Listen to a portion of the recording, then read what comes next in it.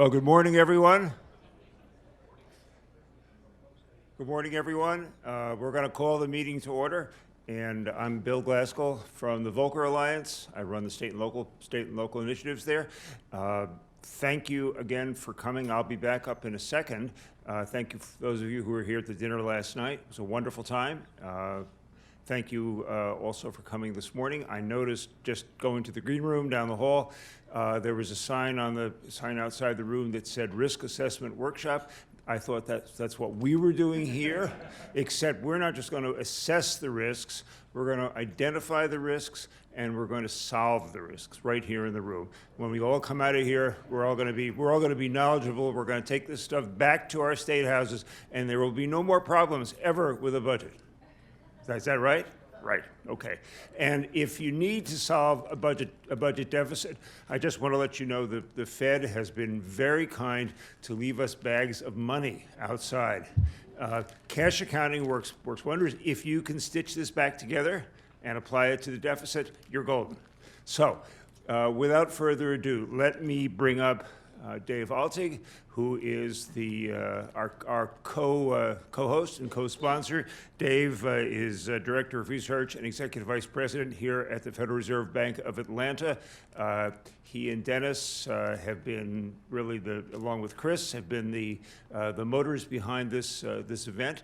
And Dave's going to do some introductory remarks, and then I'm going to come back and talk a little, and then we're off and running. So thank you, Dave. Thanks, Bill. It's my pleasure to welcome you to the Federal Reserve Bank of Atlanta to this event. There's some question always about why the Federal Reserve is involved in events like this. If you happen to listen to Chair Powell's testimony before Congress yesterday, he gave you a pretty good notion of why we're involved in these sorts of discussions, because he was very explicit about calling out one of the key environmental risks that we face as we conduct our responsibilities related to monetary policy. He was largely focused on the federal debt, the federal budget, and the federal fiscal process, and the clear recognition that that path we're on is not sustainable, and unsustainable paths are not really very good news for someone who has to take the responsibility of making sure we meet our goals of stable inflation and maximum sustainable employment and financial soundness in the economy. Of course, we in the Federal Reserve Banks are members of a smaller community as well. In the case of the Atlanta Fed, it's Tennessee and Georgia, Florida, Alabama, parts of Mississippi, parts of Louisiana, actually part of Tennessee, but I claim the whole thing. And I was looking at the Volcker Alliance report cards for those states. I guess they're not bad, but like most states, there's room for improvement. And so those issues, those local issues, are a matter of importance to us as well. And when I come up to the panel a little bit later, I will give you some specifics of things that we're thinking about related to state fiscal policy here in the 6th District. So by and large, Dennis knows this very well. Our portfolio does not include fiscal policy. The independence of the central bank is a really important feature of any sound economic policy system. And for us, one of the things that means is we promise we will not hunt in the woods of the fiscal policymakers as long as they promise they will not hunt in our woods.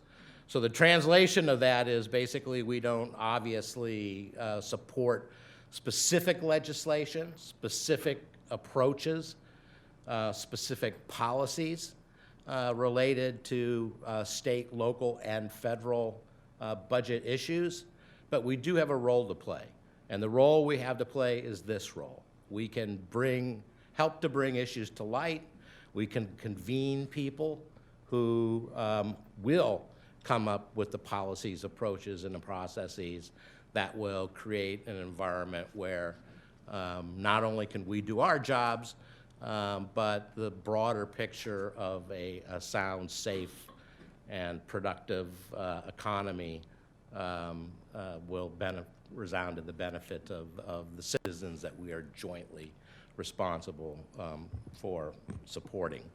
So with that, I will just simply thank Bill. I'd like to thank Chris Cunningham, my colleague, for these are the people who actually did all the heavy lifting. Dennis for sort of making the connection with us originally. I look forward to the day, and I'm sure we're going to have a productive and useful conversation throughout. So, Bill, it's yours. Thank you, Dave.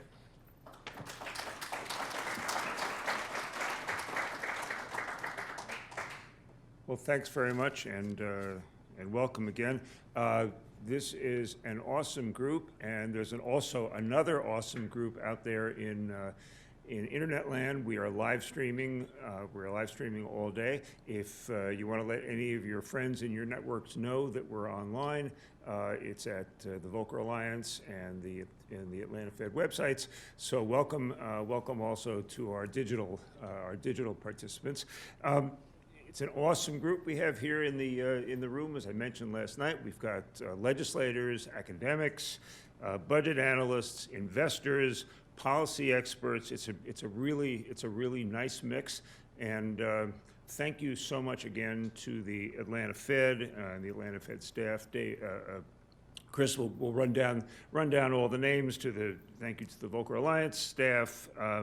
Thanks to the Peter G. Peterson Foundation for supporting the research that underlies a lot of the content in this conference. Jeff Holland, who will be on the next panel, is in the room and here from Peterson. Thank you to our university team members, Alex Hathaway, Merle Hackbart from University of Kentucky, Alex from Georgia State. If I'm missing somebody, just put up your hand. I want to talk for just 2 seconds about the states, and then we're going to move on to budget forecasting, which is a really important subject. It's a really good time for states right now. It's boom time. The economy is in its longest expansion since 1858. It's 161 years we haven't seen such an expansion. As a result, state revenues have finally gotten back to, in terms of growth, to about where they were before the recession, back to their long-term average of 5%-ish or so, according to NASBO. John Hicks is here. If anybody wants to follow up with him. Rainy day funds are over $60 billion. That's more than double where they were in 2010. So states are pretty good. So why are we spending time talking about budget risks and fixing budget problems? Because if you don't do it now, if we don't do it when times are good, we're not going to do it when the next recession comes, whenever that is. And everybody's scrambling around to save the education budgets or fix the potholes, as Shirley did. It just ain't going to happen. So now is the time to prepare for the next rainstorm. And we give you a roadmap in truth and integrity in state budgeting. You can pick up copies of our latest report in the outside the conference room. We give you the roadmap of the 5 building blocks of state budgets. I won't go through them here. Budget forecasting is certainly one of them. Rainy day funds is another one of them. 5 building blocks with concrete examples to help you as policymakers set your states on an even course. That's very important. Remember that 49 states have balanced budget laws. Vermont is the only one that doesn't. Vermont follows everybody else's practice, however, but nobody ever defined what a balanced budget is.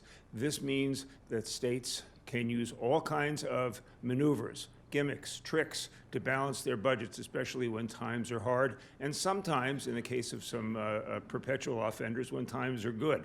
We'd like to stamp that out.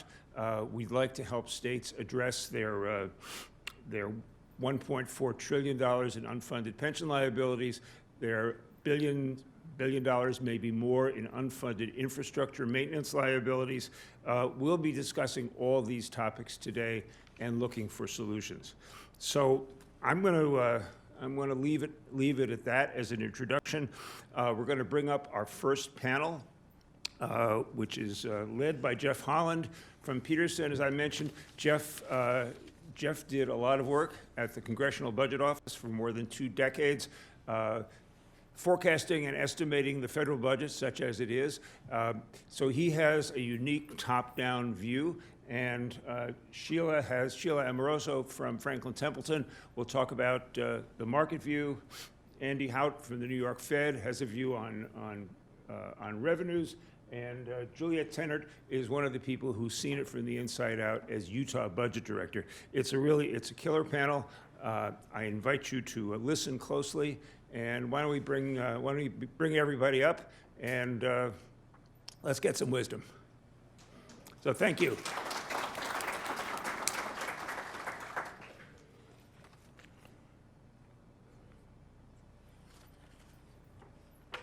Watch your step here.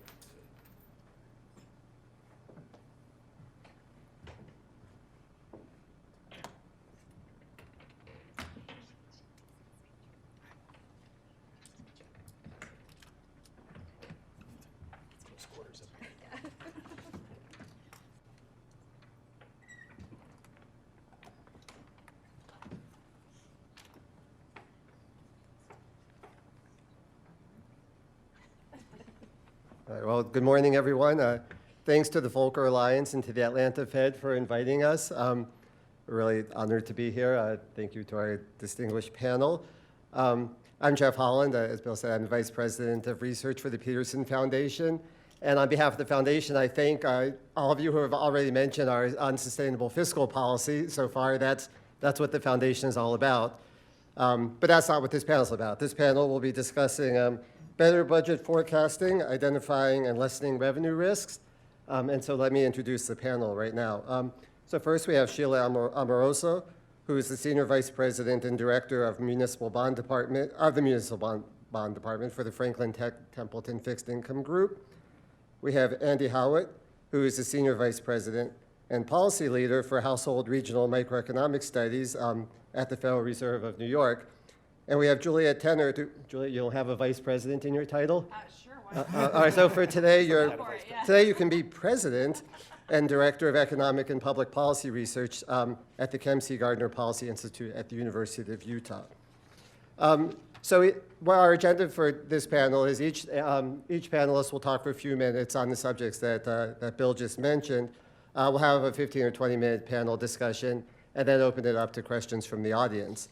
But to get things started, I'm going to refer to the Truth and Integrity in State Budgeting report that Bill just mentioned, not just because we helped fund it, but also because it's a great compendium of information about what's going on in the states and with their budgets. In particular, that report has one section that focuses on budget forecasting and best practices for revenues and expenditures. For this panel, we'll be focusing on revenues. So the 3 best practices that they cite for budget forecasting are, 1, to adopt a consensus approach to establish a single set of binding estimates. That reduces the risk, hopefully, of the numbers being politically manipulated, and it enables policymakers to concentrate on spending decisions. When I was at the CBO, this reminds me of when I was at the CBO, and our macroeconomists, when discussing the forecast that they were preparing to support CBO's revenue estimates, actually took great pains to present consensus forecasts because they didn't want the Congress arguing over whether, say, GDP should be 2.1% next year or 2.2%. They wanted the Congress to focus on other elements of the budget process. So the second best practice that's mentioned in the report is to utilize multi-year revenue forecasts, so at least for 3 years in budget and planning documents. So that shows whether revenue sources are stable, identifies potential gaps that can develop from temporary sources, and helps reveal the effects of changes in tax law. Then the third best practice that's cited is to provide a reasonable, detailed rationale to support revenue projections to help contribute to the confidence in the validity of these estimates. The Volcker Alliance, though, finds that these best practices are not as widespread as they could be. In 2018, 19 states did not publish multi-year revenue forecasts that covered at least 3 fiscal years. 22 states failed to use a consensus revenue estimate in the most recent year, and 8 states did not provide a clear rationale to support their projections of revenue growth. In the report, states are given grades in each of the 5 categories, and only 10 states received an A in the budget forecasting category for the years 2016 through 2018. The report does note, though, that a few states are moving to improve their estimation processes. For example, Utah, which received a C in this most recent report, passed legislation last year to require long-term budgeting and some sensitivity analysis, and Juliette will discuss that a little bit more as we go forward. And it's not to say that everything in the report is just bad news or criticism. For example, the report lauds Florida for using a consensus process for revenue estimating, looking longer term, and promoting transparency. The best practices that are cited in the Volcker Alliance report have also been echoed by a number of others. For example, the Tax Policy Center, the Center on Budget and Policy Priorities, and Professors John Mixell and Justin Ross from the University of Indiana have all written within the past few years about using such approaches. So our panelists will discuss their experiences with these practices, as well as some of the risks in the composition of state revenues. What are the sources of instability in state revenue streams? Will state revenues be sufficient to keep up with pension obligations and healthcare costs? And what are the consequences of poor forecasting practices? So hopefully by the end of the panel discussion, you'll be inspired to promote better revenue forecasting in your own states and constituencies. With that, I'll turn over to the panel. Let's go in alphabetical order. So Sheila, you're up first. Thank you, Jeffrey. So I'm with Franklin Templeton Investments, as we mentioned earlier, and we've been financing infrastructure in the U.S. through lending and municipal bonds for over 40 years. And it's interesting because when you talk about municipal bonds, a lot of people really don't know what they are and don't realize that 70% of the infrastructure in the United States has been financed with municipal bonds. So this is what we do. This is how we finance infrastructure in the U.S. Currently, we have $65 billion under management in municipal bonds, and I've been involved in the municipal bond market for over 30 years. So our observations today are based on lending throughout the country for not just state and local government general fund type projects, but also for everything from hospitals, water and sewer, transportation, all of the sectors, all of the infrastructure that we use for our everyday lives is what we're financing. And our observations focus primarily on the revenue side are concerns about high revenue volatility at the state level. We think, number one, that makes forecasting very difficult, and it creates a situation where there's more of a boom and bust cycle than there is more moderate volatility in revenues. And coming from California, I think we're pretty much at the top of the list of high revenue volatility because we have such progressive taxes in the state. Now, when you look at what happened in the financial crisis, revenues were down about 20% in the state. And when you consider the fact that school districts in California get 50 cents of every dollar that comes into the state, it's pretty catastrophic to all of a sudden cut funding of school districts by that much of an amount. And at the same time, in any type of downturn, you have an increase in social service needs, which is obviously very difficult to achieve in a shrinking pie. So with the high revenue volatility, you have a plunge in revenues in downturns. Now, historically, California has looked to raise taxes primarily on wealthy people during these times of downturn or when revenues decline.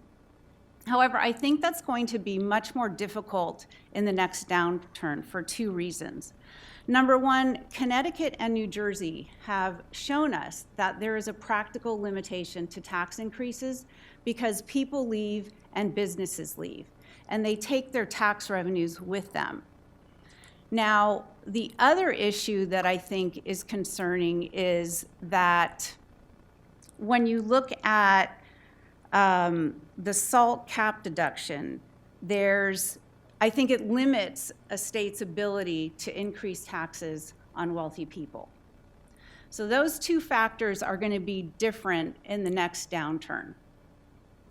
And then the second issue that we're concerned about is, as we mentioned earlier, unfunded pension liabilities. Because the bills are coming due now because when pension promises were made, they were actually not funded properly. So it's particularly concerning for states that have high unfunded pension liabilities or very low funding ratios, particularly below 50%. Because the costs are rising now as the baby boomers are retiring. And when you look at the active employee versus retiree ratio, right now it's about 1.3 to 1. And when you think about the fact that by 2030, all the baby boomers will be 65 and over, so the next 10 years are going to see pretty dramatic increases in costs associated with pensions. And once again, in a downturn, when you have all these competing needs at a state level, you're going to have this rising costs associated with pensions. Now, for example, in California, before the financial crisis, just over 50% of revenues came in from personal income taxes. Today, it's 70%. So the next downturn, that means in the next downturn, we're going to have even higher volatility. Now, California currently has $15 billion in what's considered their rainy day fund or budget stabilization fund. However, they need a lot more because now you can't really look back and say, with 50% of revenues coming from personal income taxes, this is the volatility we experienced. It's even going to be higher, and they have to prepare for that.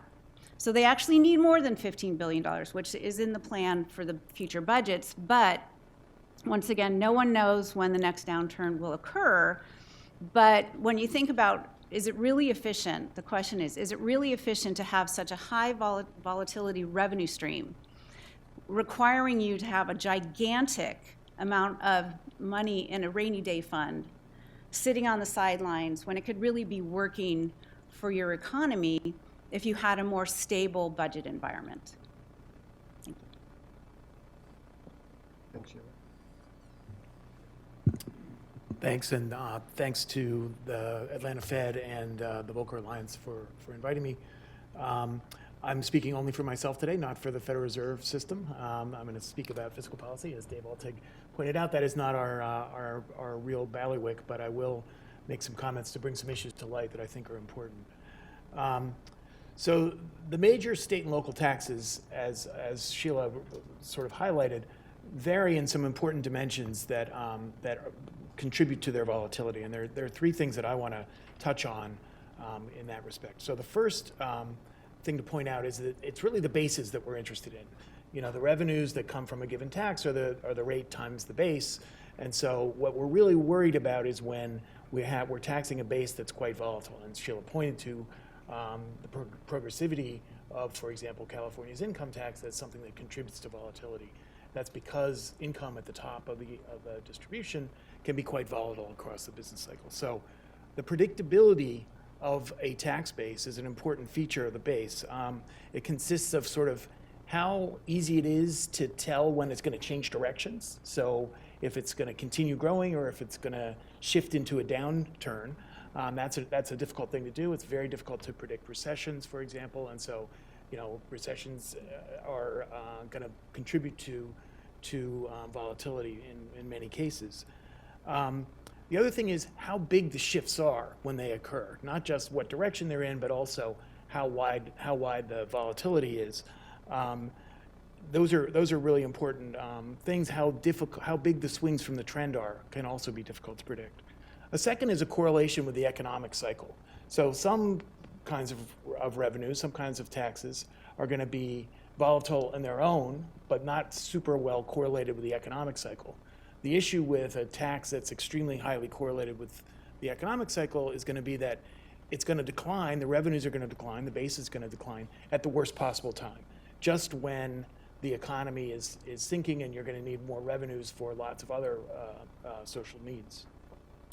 The final thing that I think is a little less widely known or widely thought about as a characteristic of a state and local tax is its correlation with other government's taxes. And in particular, for localities, what's going on at the state level is super important. Most people, when you think about what is the most important source of revenue for localities, the first thing that comes to mind is property tax, and that is the most important tax. But the biggest source of revenue for localities is in fact state aid. And so when the state and locality are both taxing the same base, that can lead to a high correlation between those two that will lead to a big problem, not just at the local level, but also at the state level when the base starts to decline. That can mean that there's going to be a decline in your own local revenues, but also the state is going to be under pressure to cut aid at the same moment. So that kind of correlation is actually pretty important. But at the state level, of course, the key is the relationship with the federal government. And the federal government may be more willing to borrow in a downturn, but that's also going to be, questionable or problematic potentially in the future. So as Sheila mentioned, and as I've already touched on, income bases are the most volatile and difficult to predict, and they're most positively correlated with the economic cycle, especially corporate income and especially capital gains. So personal income taxes that tax capital gains as part of the base are going to tend to be quite volatile. Corporate income base is quite volatile. These are not the most important taxes. In particular, corporate income is not the most important source of revenue at the state and local sector. For some states, though, California, New Jersey, New York, the personal income tax is extremely important, and corporate income tax is important there as well. The sales and especially property tax bases are much more predictable, much slower to move, and much less strongly correlated with the economic cycle, and therefore they are going to produce this more stable revenue stream. One of the reasons for the property tax base being so weakly correlated with the economic cycle is in fact assessment practices.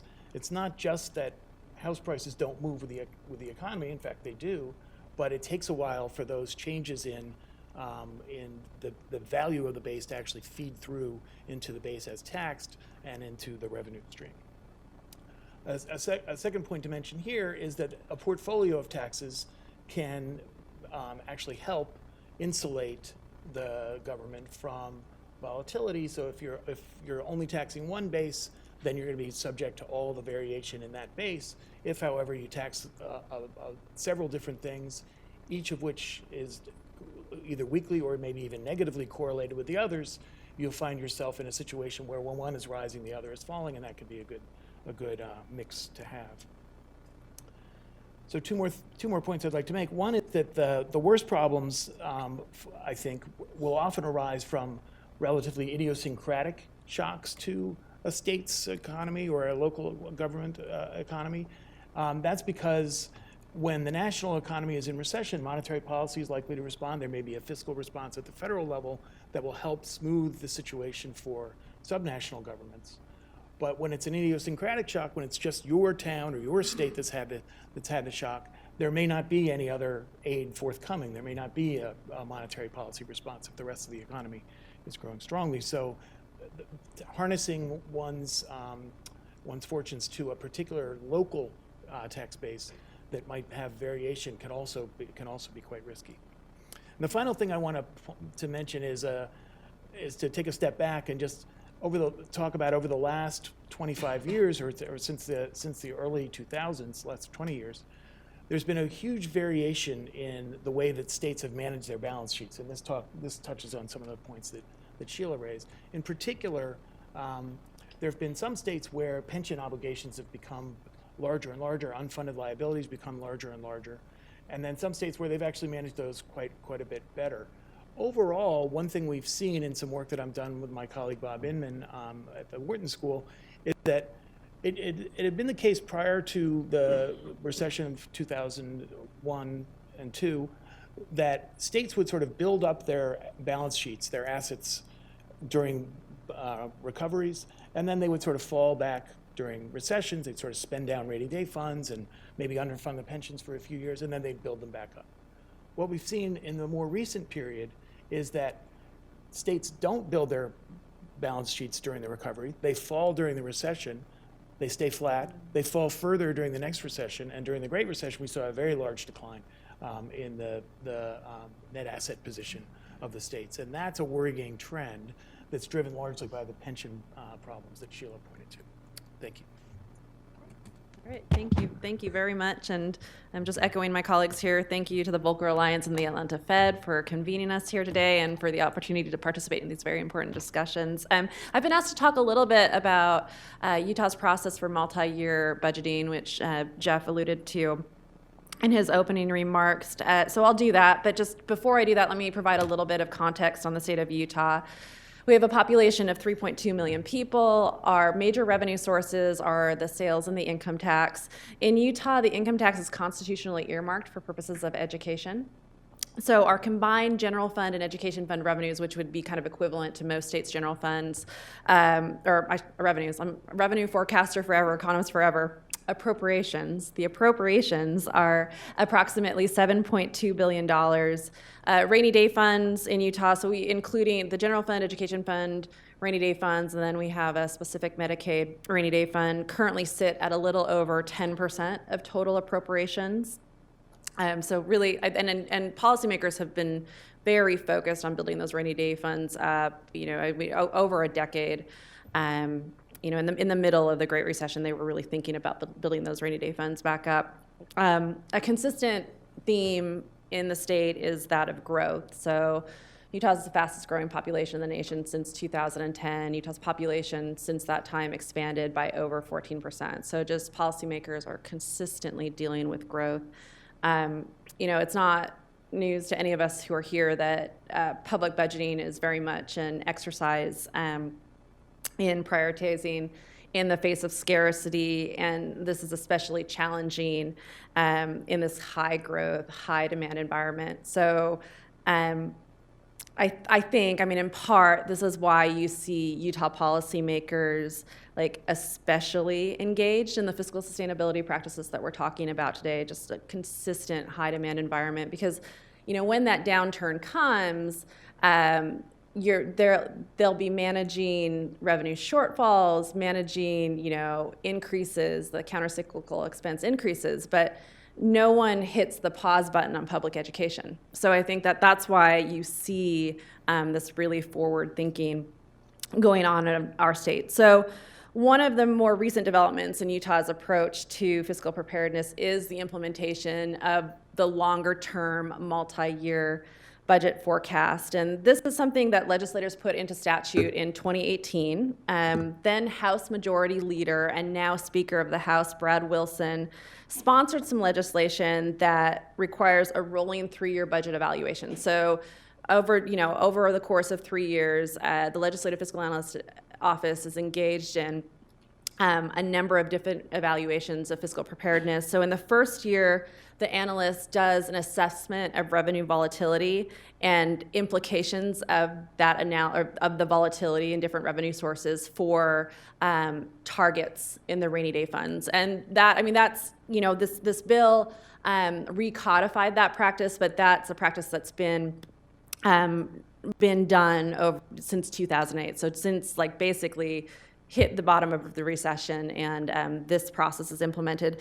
In the second year, the statute now requires a 5-year long-term budget for major programs.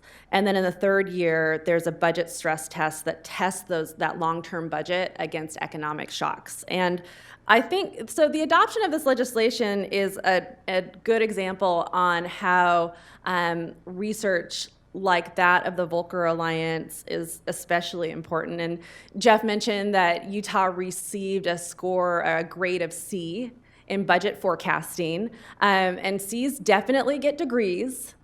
I know that, but it's not good enough for Utah budgeteers, and especially when, as the Volcker report points out, our neighbor Idaho received a better grade than Utah. So I think so. Utah. Of course, I mentioned Utah policymakers are constantly focusing on how do we best prepare for the future and be as efficient as we can in this environment of very, very scarce resources and high growth. So but then having research that kind of confirms some of these best practices and points out some of the gaps, I think was quite helpful in pushing forward this endeavor. So the fiscal analyst, so again, it's on this 3-year cycle, and so the fiscal analyst actually just completed its first long-term budget as required by the statute, and they presented it to the Executive Appropriations Committee in May. And my colleague, Dr. Andrea Wilco, is here. She's actually one of the masterminds behind this analysis. So if you have specific questions about the nitty-gritty, Andrea is here to help us with that.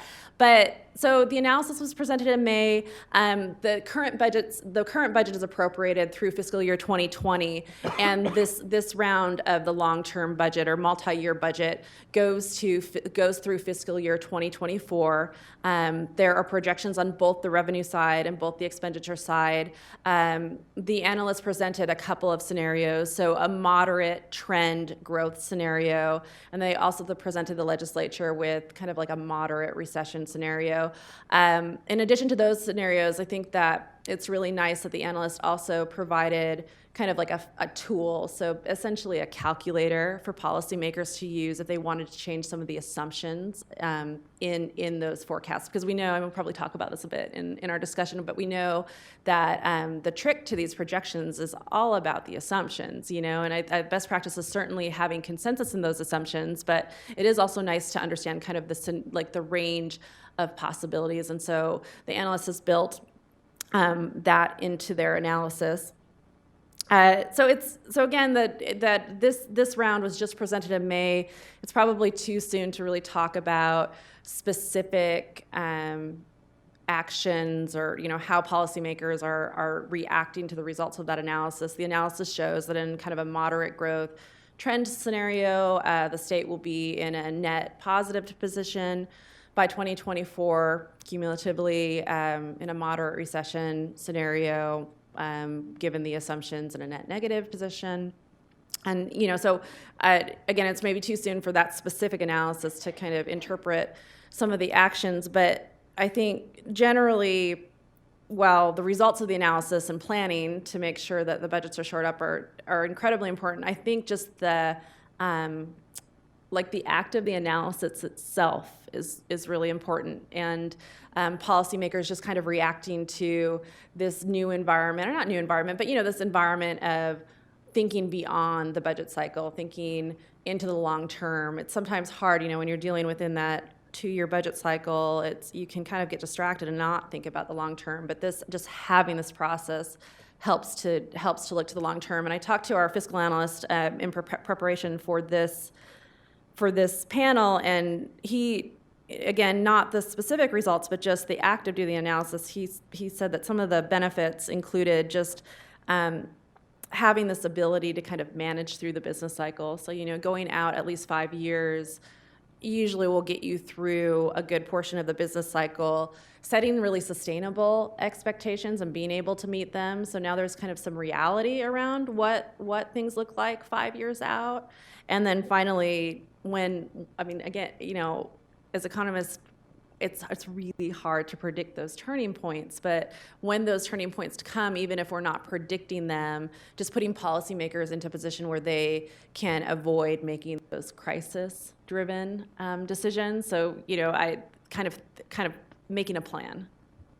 All right, thanks. All right, thank you all for giving us a lot to think about. But let me follow up a little bit about some of the things you mentioned. Sheila, you had mentioned the change in the SALT provisions from the Tax Cuts and Jobs Act from a year and a half or so ago. I was wondering if you've noticed other sorts of adjustments that states have made in sort of complying with some of the elements of that legislation. So when the SALT cap deduction came into play, a lot of questions were around, oh my God, are you going to see mass migration out, or how's this going to impact the housing market? And our answer is really, it depends. I think it's going to evolve over time, and it's not going to be something that, typically the way humans behave is there's not a massive shift of something. And like I mentioned with Connecticut and New Jersey, people leaving when, taxes are increased on wealthy individuals or taxes are increased on businesses, there's a tipping point. And the hard part with the tipping point is you don't really know what it is. And you can push and push and push, but if you hit the tipping point and people and businesses leave, they typically aren't going to come back. So the hard part with this is that I think it will evolve over time and shifts will occur, but you don't want to hit the tipping point, and that's a hard one to try to forecast. I don't know, Andy or Juliette, have you noticed any, aside from the changes in the SALT provisions, have you noticed any other sort of elements of recent changes in tax law that have affected states or localities? Yeah, so one thing that I think is really important is that the TCJA had a lot of things in it that are really relevant to state and local budget forecasters. The SALT limit is one, but the increase in the standard deduction is actually really important too. That reduces the favorability of investing in housing, essentially, for lots of people, not just wealthy people. And so that really changes the economics of the housing market in a pretty important way. And we've seen some effects of that already. So the property tax base, of course, is an important base for the local sector in particular. And that change in the standard deduction really reduces the favorability of that base for lots of people. So that's going to, I think, have a long-term implication along the lines that Sheila was mentioning. Yeah, and I mean, I have nothing really specific to add, but I think it's just it just points out how difficult some of this work is. And even in our longer, in Utah's experience with this longer term forecasting, there are all these kind of, I don't know if we call it exogenous shocks. It's not really a shock, but the changes, and it's kind of untangling what is truly trend versus what's hit. It makes our jobs more difficult to untangle, and we do our best to forecast, but we need some more experience, I think, to really understand if our estimates are of the magnitude of this stuff are even correct. Yeah, I guess it's still relatively new, so I suppose time will tell. Sheila, you and Andy had both mentioned figure out whether we have enough revenues to cover future pension obligations. Neither of you mentioned healthcare, which seems to be the other sort of elephant in the room for state budgets. What do you see there, and what sort of relationships will our revenue intake have for those sorts of programs? Yeah, I mean, my concern is that we have made promises that were not funded properly, and the bills are coming due now. So what that means is, in general, we have not identified the revenue to pay for past services. And yet we talk about all of the things that we would like to spend money on going forward, new programs. There are a lot of needs out there, obviously, but there has to be a balance. And I don't have the answers to that, but this is going to be a very large drain on state and particularly local governments that have much less financial flexibility than states do. And you spoke about this a little bit earlier, because they're the downstream of the state as well. And you also mentioned about, when the local government and the state government are very closely tied and you're basically taxing the same people. You're looking at Chicago and Illinois, which are both in a position of severely underfunded pension liabilities, and to me, it's pretty much unsustainable for them to be able to tax their citizens to pay everything that has already been promised, and nothing about what is needed going forward for society, and it's very concerning to me.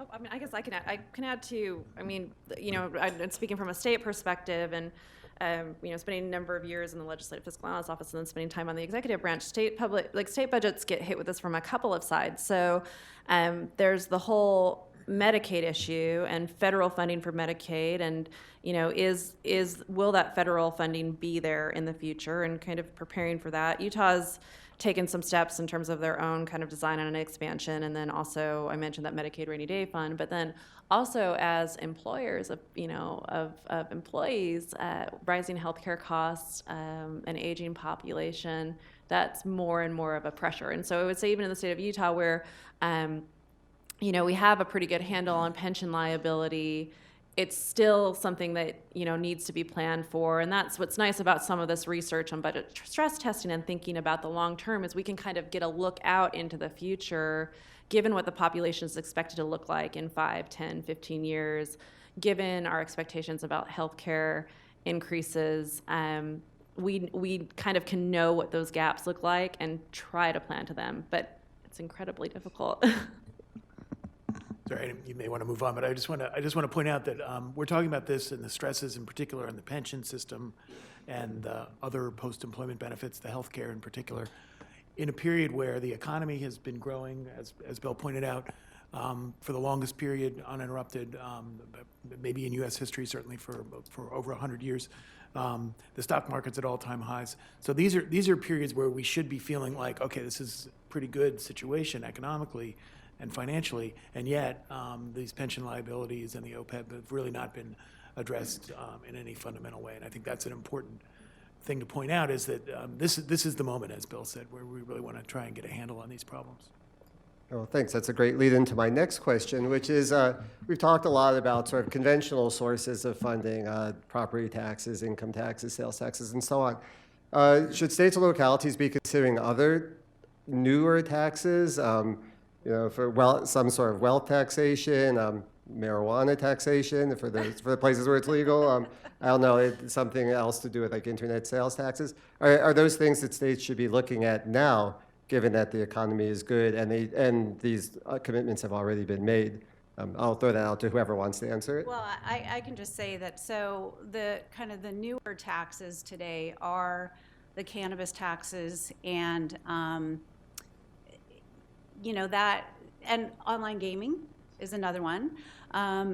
This is a difficult situation because both of those have very well established underground economies. Not that I would know that personally. But so when you think about how you're going to tax it, you have to think about, how can you bring it above ground? Because if the taxes are too high or the licensing and regulation are too expensive or cumbersome or too complex, then you're going to keep it underground. And so what I worry about a little bit, is particularly in cannabis, is that a revenue amount is needed, and they're making a estimation of consumption and then coming up with a tax to meet that number. That is a backwards way to look at it. You need to look at, Colorado has had this for 14 years in cannabis, or since 2014 in cannabis. So they're very instructive on what has occurred. They have 5 years of history to look at to see, how this has played out and some of the pitfalls of that, because apparently the price of cannabis has dropped 60% since the tax came into view. So you have to think about that as well, is that it's not going to continue to go up. I mean, you could have a little upshot at the beginning and then it could trend down. So it's complicated to forecast. Well, you see, Sheila mentions kind of these goods, I guess, goods and services that are in part of the underground economy, but it's also difficult, so in Utah I mentioned that we have our income tax is constitutionally earmarked for education, which means sales tax is funding everything else in general government. The sales tax base is shrinking as a proportion of the economy because we have moved, and this is, it's no news, it's development, and we've moved from an economy that is mired in goods into one that is mired in services and knowledge. And so there's the structural change of the economy that is potentially pushing for a realignment of the revenue system. A sales tax is not keeping pace with the growth in the economy, and there are value judgments around whether or not it should, but it's not. And so if the public sector wants to continue to fund the level of services that they've funded in the past, then there needs to be some thought to potentially expanding that sales tax base to services. And you go back to that's, services, innovation, knowledge, that economy is not necessarily in the underground, but it's still hard to really get a handle on what that base actually looks like. Because if you're not collecting tax on it, you don't know what the possibility is and how what the elasticities are and how there's reaction to it. And so I think that's something to be worked through. Or how about other sources? I don't know, Andy, maybe you want to address this. Has the Fed looked at, maybe even on the national level, a lot of Democratic candidates have proposed some sort of wealth taxation or things like that. Is that something, I know you don't do fiscal policy, but is that something maybe that the Fed has considered? Well, we have not considered imposing wealth tax, as far as I know. Not considered doing it, but investigating. Yeah. So I guess some of the work that I've done in the past sort of touches on some of these issues. First of all, the property tax is a form of a wealth tax, so that's one thing to keep in mind. It's a particular kind of wealth. But I think that Sheila points out something important in her initial remarks, which is, the situation for taxing and the elasticity of the tax base is really quite fundamentally different at the subnational level than it is at the national level. Some of the work I did early on about New York City sort of indicated that at current taxation rates, increases in taxes in New York City cause a lot of flight of base, whether it's to across the river to New Jersey, or whether it's to sort of an underground situation, or to more deductions on the income tax form. And so I think that the issue with wealth taxes or lots of new taxes for states and localities is what are the elasticities, and I think they are not small. I think that these are quite elastic bases, and I think that's going to be especially true with respect to a wealth tax. That doesn't mean you can't get revenue out of a wealth tax. I think you can, but one has to be quite careful in how one adopts something like that at the subnational level. Yeah, thanks. Interesting. Let me ask one more question, then we'll turn it over to the audience for some Q&A. Julia, in your remarks, you had talked about the assumptions that go into modeling, and you had mentioned the act of the analysis. Yeah. Can you talk a little bit about modeling? Are simpler models better than complicated ones, for example? Or what sorts of things should be considered when dealing with revenue forecasting? Sure, that's a great question, and I think you probably would ask that question of different groups of people, and I'll give you different answers, right? So, I mean, as a trained economist, I'm all about the super sophisticated econometric modeling approaches. I think that at least what we've kind of our experience in working in these offices, a mix of both is really helpful. And so really kind of, sophisticated econometric models, and that's kind of this 5-year forecasting is kind of a mix of that. So it's based in the initial budget cycle process, and then there's some simpler assumptions going out. And, I think that sophisticated is great, but you always have to go back to the simple. So when we were forecasting revenue leading up through the Great Recession, we knew what our models were telling us, but those were all based on lagged data.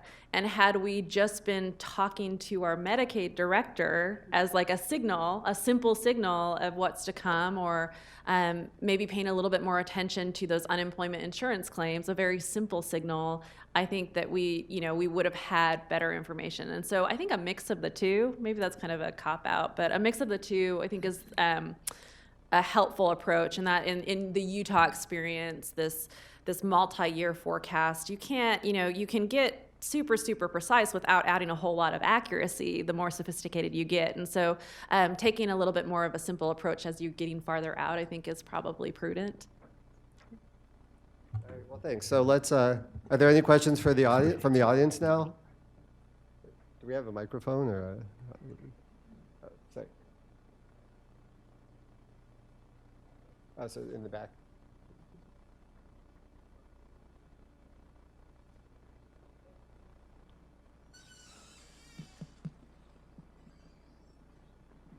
Thank you. Good morning, and thank you. You presented several different states. My question for any of you is there kind of a balanced approach, excluding Utah, thank you, of states that are, in your opinion, doing it right that kind of reflect the middle?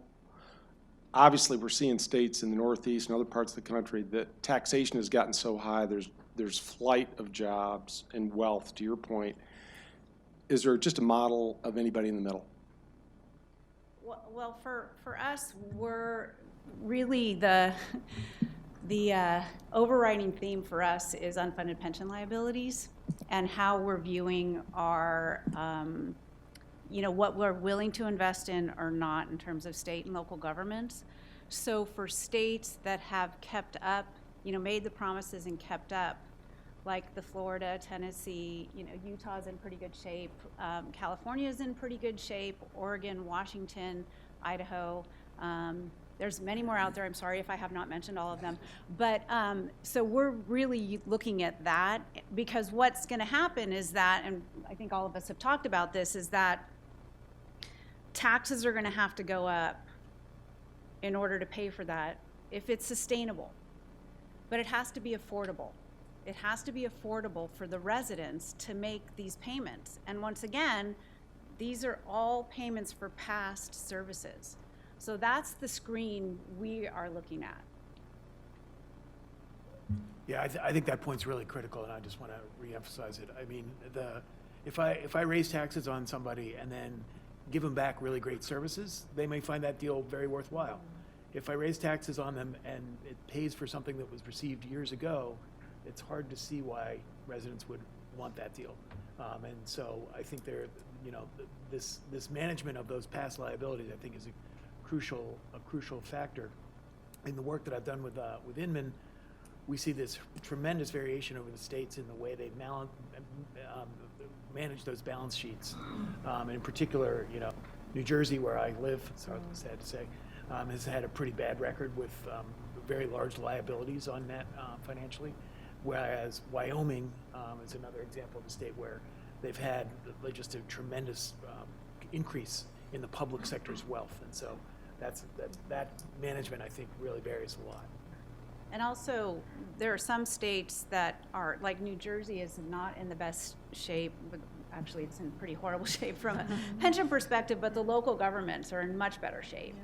So there's differences between the states. Like, as I mentioned, California's in pretty good shape, but the cost increases for the local governments in California that are tied to CalPERS are going to be, over the next 3 to 5 years, their pension payments are probably going to double or near double.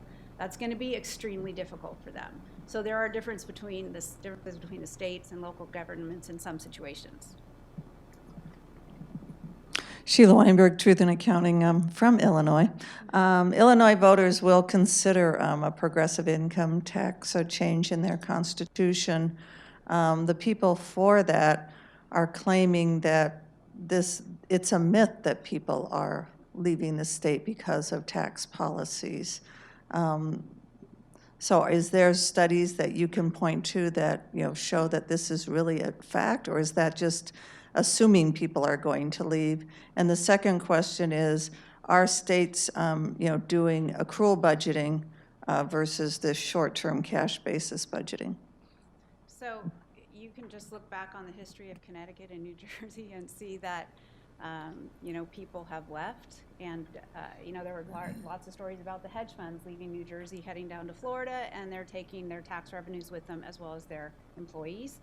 In Connecticut, many businesses have left, and people have left as well. So, that's a fact. And I mean, that shouldn't be shocking at all, because people can leave. Now at a federal level, it's totally different. Unless you want to leave the country, which I don't want to. I don't think many people do. But at the state level, you have to be very careful. I mean, Illinois has a lot of neighbors that have much better tax policies and better funded pensions, so that that they're like Wisconsin has about, I didn't mention Wisconsin, 100% funded pension, and they have risk sharing in the pension. So everybody kind of benefits when things go up, but then everybody shares in the pain when the markets go down and revenues decline. So the risk sharing is very palatable to how you're going to manage a pension. So Illinois, it's not that difficult to just step over the border. You have to be careful about that. There is a tipping point.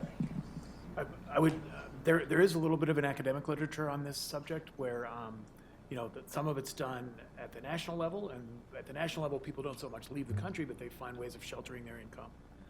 At the state level, that's kind of in between, where there's the ability to shelter income if it's an income tax, or potentially move. And then at the local level, the elasticities are going to likely be the highest because it's much easier to move, across a town border than it is even across the state border. Most moves are in fact within state. So I can point you to some of that literature, but there is some controversy among economists about how big these elasticities are. That's the key question. I think there's also a question about accrual accounting versus cash. Anybody want to tackle that? I'm not the person to answer that one. Yeah, I don't have much to say about that. I mean, there's, some of the ways of thinking about the balance sheet is closely related to that. So the liabilities that have been brought on for future pensions or for future health care costs of employees are not cash liabilities. They appear in the future.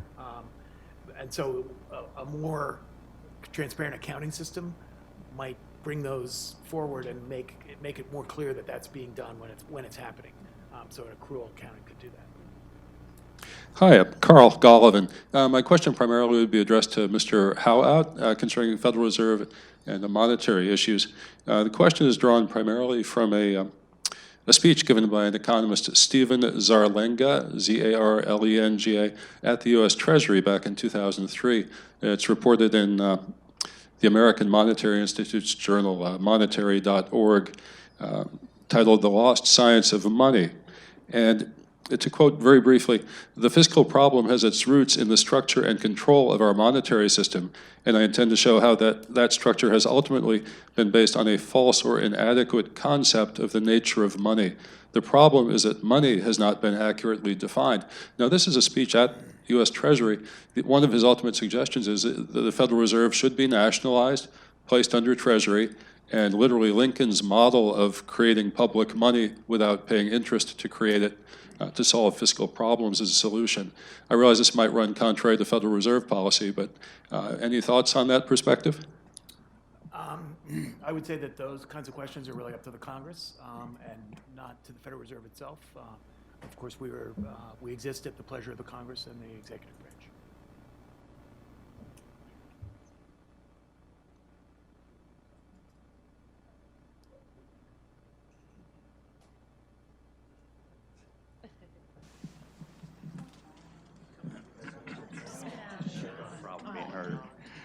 Good morning. This is John Hicks from the National Association of State Budget Officers. So a couple of comments and a question.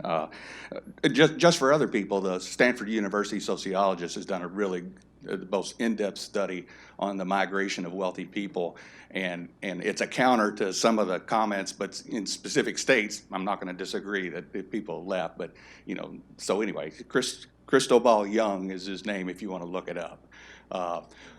You all had mentioned, and Juliette, I appreciate your comments on multi-year forecasting, that Utah's tackling the major programs, meaning I was in Oklahoma City last year where the National Weather Center says, if you see a 10-day forecast, forget it. They're only accurate up to 4 to 5 days. So same thing happens in many other forecasting. So I appreciate that you all are focusing on some of those things that really matter most, rather than trying to put together a full future budget on that, because that's really a lot of not time well spent. But as you all talked about taxation, states are intentionally pro-cyclical in that we tax consumption and income. And we have left to the localities property tax. Several states have some property tax, but it's not a very high amount. So states aren't in a position to suddenly adjust the structure of their tax policy to the extent that it makes a ton of difference. And so you all have kind of talked about some of the risks here, because that's why we're here today, is talk about risks. But that's the way we are. And so I think I'd like to hear a little bit more about managing that volatility, because we're not going to stop taxing income and consumption, and there's no other source that is large enough to make a difference.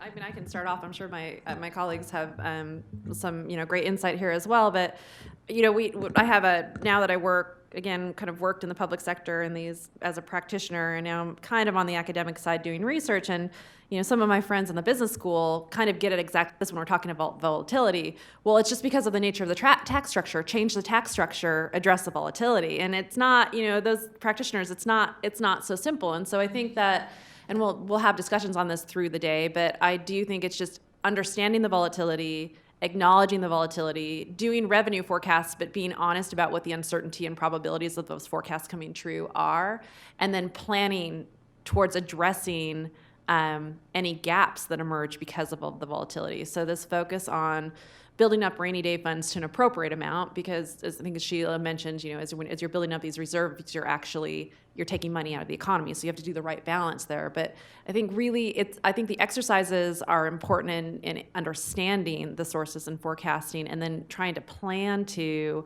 buffers. And it's not just about rainy day funds. It's about understanding, the whole range of contingencies and being ready when those things happen that are not actually in the forecast because of the nature of the revenue system. I mean, it would be nice to just change the systems in some way, but I'm not being a practitioner, the state budget directors know it's not necessarily the most practical approach.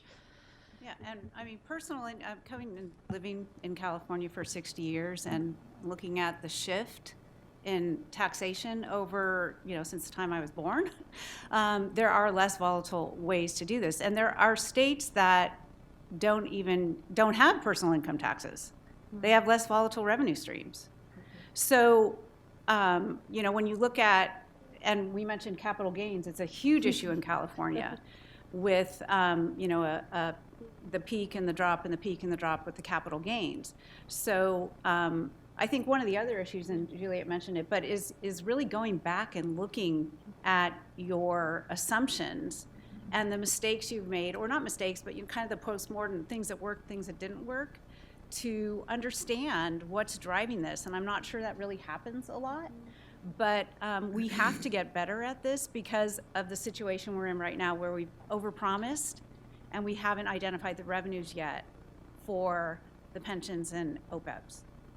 So we have to do something different. This is not sustainable. In preparation for this panel, I did a little bit of research. I convinced myself it would be a good idea to look at the change in the tax structure over the last 25 years. So I looked back in the 1993 Census of Governments data and compared it to the 2016. It's almost exactly the same. It kind of shocked me. I sort of felt like it's definitely going to have become more reliant on income taxes. It really hasn't in the state and local sector as a whole. So I found that kind of surprising and interesting, and it very much supports what you're saying, that it's one thing to say, well, we should be taxing the less volatile sources. It's actually quite a bit harder maybe to get to move the needle on that. So my take is sort of similar to my co-panelists here, which is it's really a matter of managing that volatility through saving in good times and dissaving in bad times. That's probably the right approach to take, and that's the one that's going to be most widely taken. So I think we have time for one more quick question. I thought I saw someone over here. Sorry, Bill. I think someone in the back beat you to it. Oh, is this a race to the last question? Hey, good morning. Great panel. Very interesting. So my question has to do with your opinions about leading practices, best practices, and revenue forecasting of non-tax revenues. Thinking that the typical state is 60 to 70% tax revenues, so that means 30 to 40% is fees, fines, licenses, rent, sales, assessments, federal grants, reimbursements, et cetera. And I'm wondering about best practices in that domain.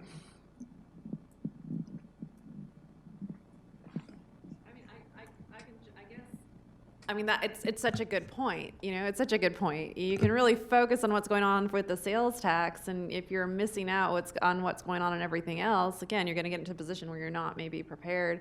I think in terms of a best practice, there's the whole analysis around projecting and forecasting whatever those are.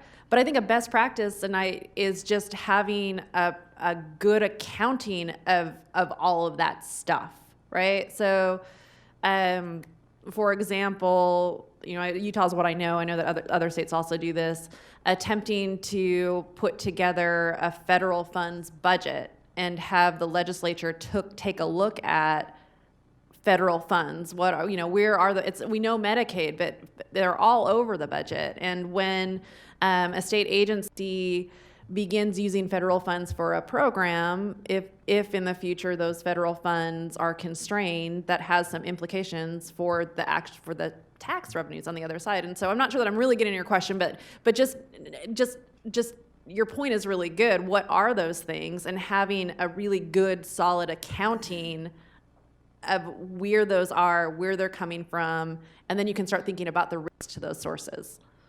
Well, thank you all. Please join me in thanking the panel for a really interesting, informative discussion. Thanks, Sheila. That was great.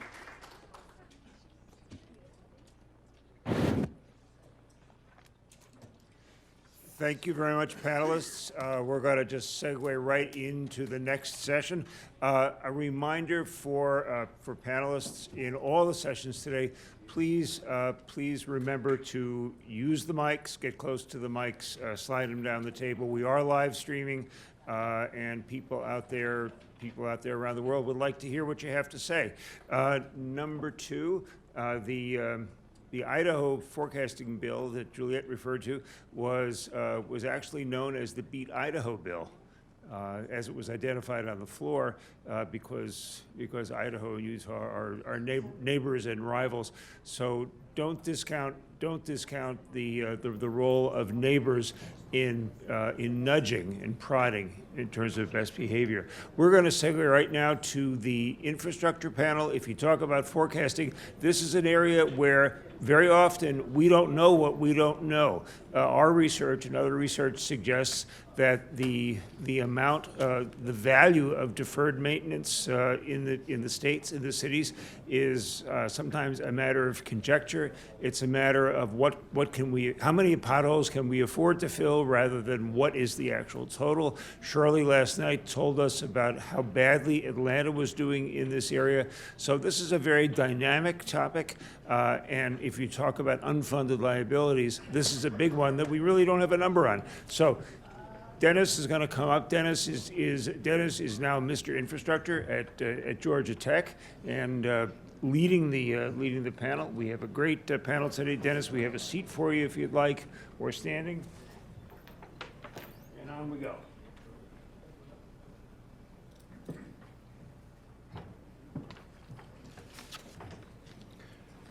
Well, good morning, everyone. I've been looking forward to this panel. Too little time, too many questions. So I'm going to move quickly into it. First, I want to introduce the powerhouse panel we have. By way of background, you may be wondering why someone from the Federal Reserve, or at least with a history of the Federal Reserve, would be involved at all in infrastructure questions. And when I left the Fed, I spent a year studying national infrastructure issues at the Kennedy School, so I've gotten very immersed in it in the last couple of years. I formed some opinions. You'll probably detect some of my biases in the questions that I'll ask, but I'm really want to put the focus on this excellent panel. So let me quickly introduce them so you get a little bit of sense of background. At the far right is George Mack McCarthy, President and CEO of the Lincoln Institute of Land Policy in Cambridge, Massachusetts. Previously, he led the Metropolitan Opportunity Program at the Ford Foundation. That's a program focused on home ownership of low-income families and communities. Earlier affiliation was with the Center for Urban and Regional Studies at University of North Carolina, Chapel Hill. Then to Mac's left is Tracy Gordon, Senior Fellow Urban Brookings, I guess that's a joint venture, Urban Brookings Tax Policy Center. Previously Senior Economist in the White House at the Council on Economic Advisors, and previously a fellow at Brookings. She's also a member of the District of Columbia Infrastructure Task Force and the DC Tax Revision Commission. To Tracy's left is Tom Doe. Tom is the founder and president of Municipal Market Analytics, Inc. MMA was acquired by an earlier firm that was also MMA, Municipal Market Advisors, where he was also founder and CEO. He's previously a public member of the Municipal Securities Rulemaking Board, so a complete career in municipal finance. And to my direct right is Camila Fonseca Sarmiento. She's a research associate at the Institute for Urban and Regional Infrastructure Finance, the Humphrey School of Public Affairs at the University of Minnesota. Camila is a native of Colombia. She has consulted previously with the World Bank and the Inter-American Development Bank. So we have an outstanding panel, and the way I thought we would organize this hour is the first 15 to 20 minutes, I'll just ask each to give a statement which sort of gives you a sense of their perspective, what they think the important issues are. Then about 20 minutes of my questions, my biased questions, as I said earlier, and then we'll open it to the audience for Q&A. So, Mac, can we begin with you? We'll just start at the far end and come in this direction. Well, thanks, Dennis, and I really want to thank Bill and the Volcker Alliance for inviting me to be here with you today. It's a great pleasure to visit Atlanta and the Atlanta Fed again. So at the Lincoln Institute of Land Policy, we have had a huge interest in infrastructure in the last few years since we launched a campaign to promote municipal fiscal health. And we landed on infrastructure when we started to understand kind of the risks that were mounting for municipalities, and in particular, the risk that was generated by the tendency of municipalities to defer maintenance when they run into problems on their income statements. And the deferred maintenance that's been going on, particularly in the United States at the municipal level over the last few decades, is actually more than troubling. It's alarming, and we think that it's probably it more than rivals the pension obligations that so many places face because of the sheer volume of deferred maintenance that we now need to make up for, and the likelihood of really devastating events that will occur when infrastructure fails. You don't need to look very far to see what it means when 100-year-old gas pipes blow up whole buildings in Harlem, or when the bridge on I-35 falls into the Mississippi River in Minneapolis-St. Paul.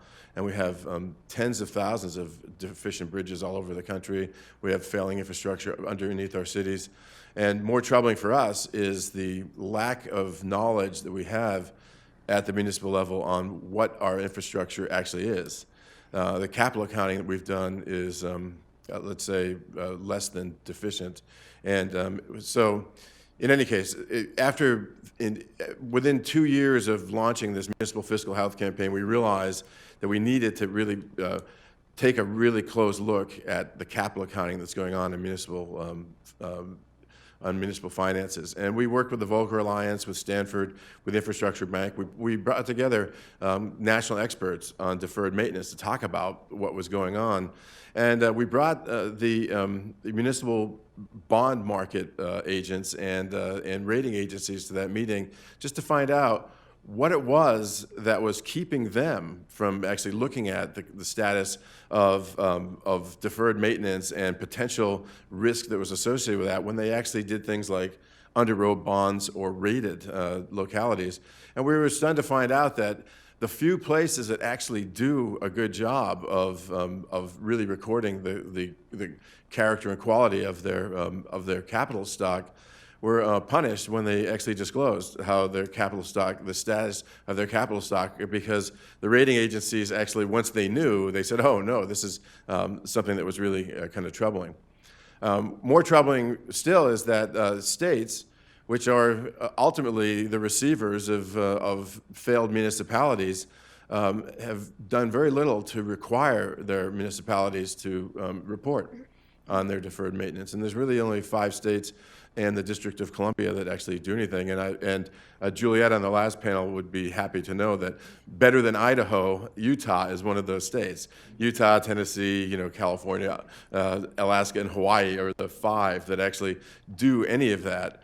And so we've now started to embark on an effort to, number one, work from the top and the bottom to get the state governments, and even to the extent we can get the federal government to start to mandate reporting on things like deferred maintenance and the character and quality of the capital stock locally, and then work from the bottom up and help localities to begin to create their own atlas of their capital stock, so they can do something that we're not very good at doing in the United States, which is creative asset management.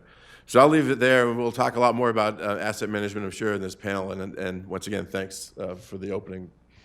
Tracy, please. Thank you. It's a pleasure to be here today. I think people often start conversations about infrastructure by saying, we all agree we've got this huge infrastructure gap. We just can't decide, or we can't agree on what to pay, or how to pay for it, excuse me. And I think that it's important to say it's actually not exactly clear what the size of the gap is because of these measurement issues. So we all know the Civil Society of Engineers comes out with their report card, and although, as Juliette said, C's make degrees, the U.S. has been getting a D for a long time.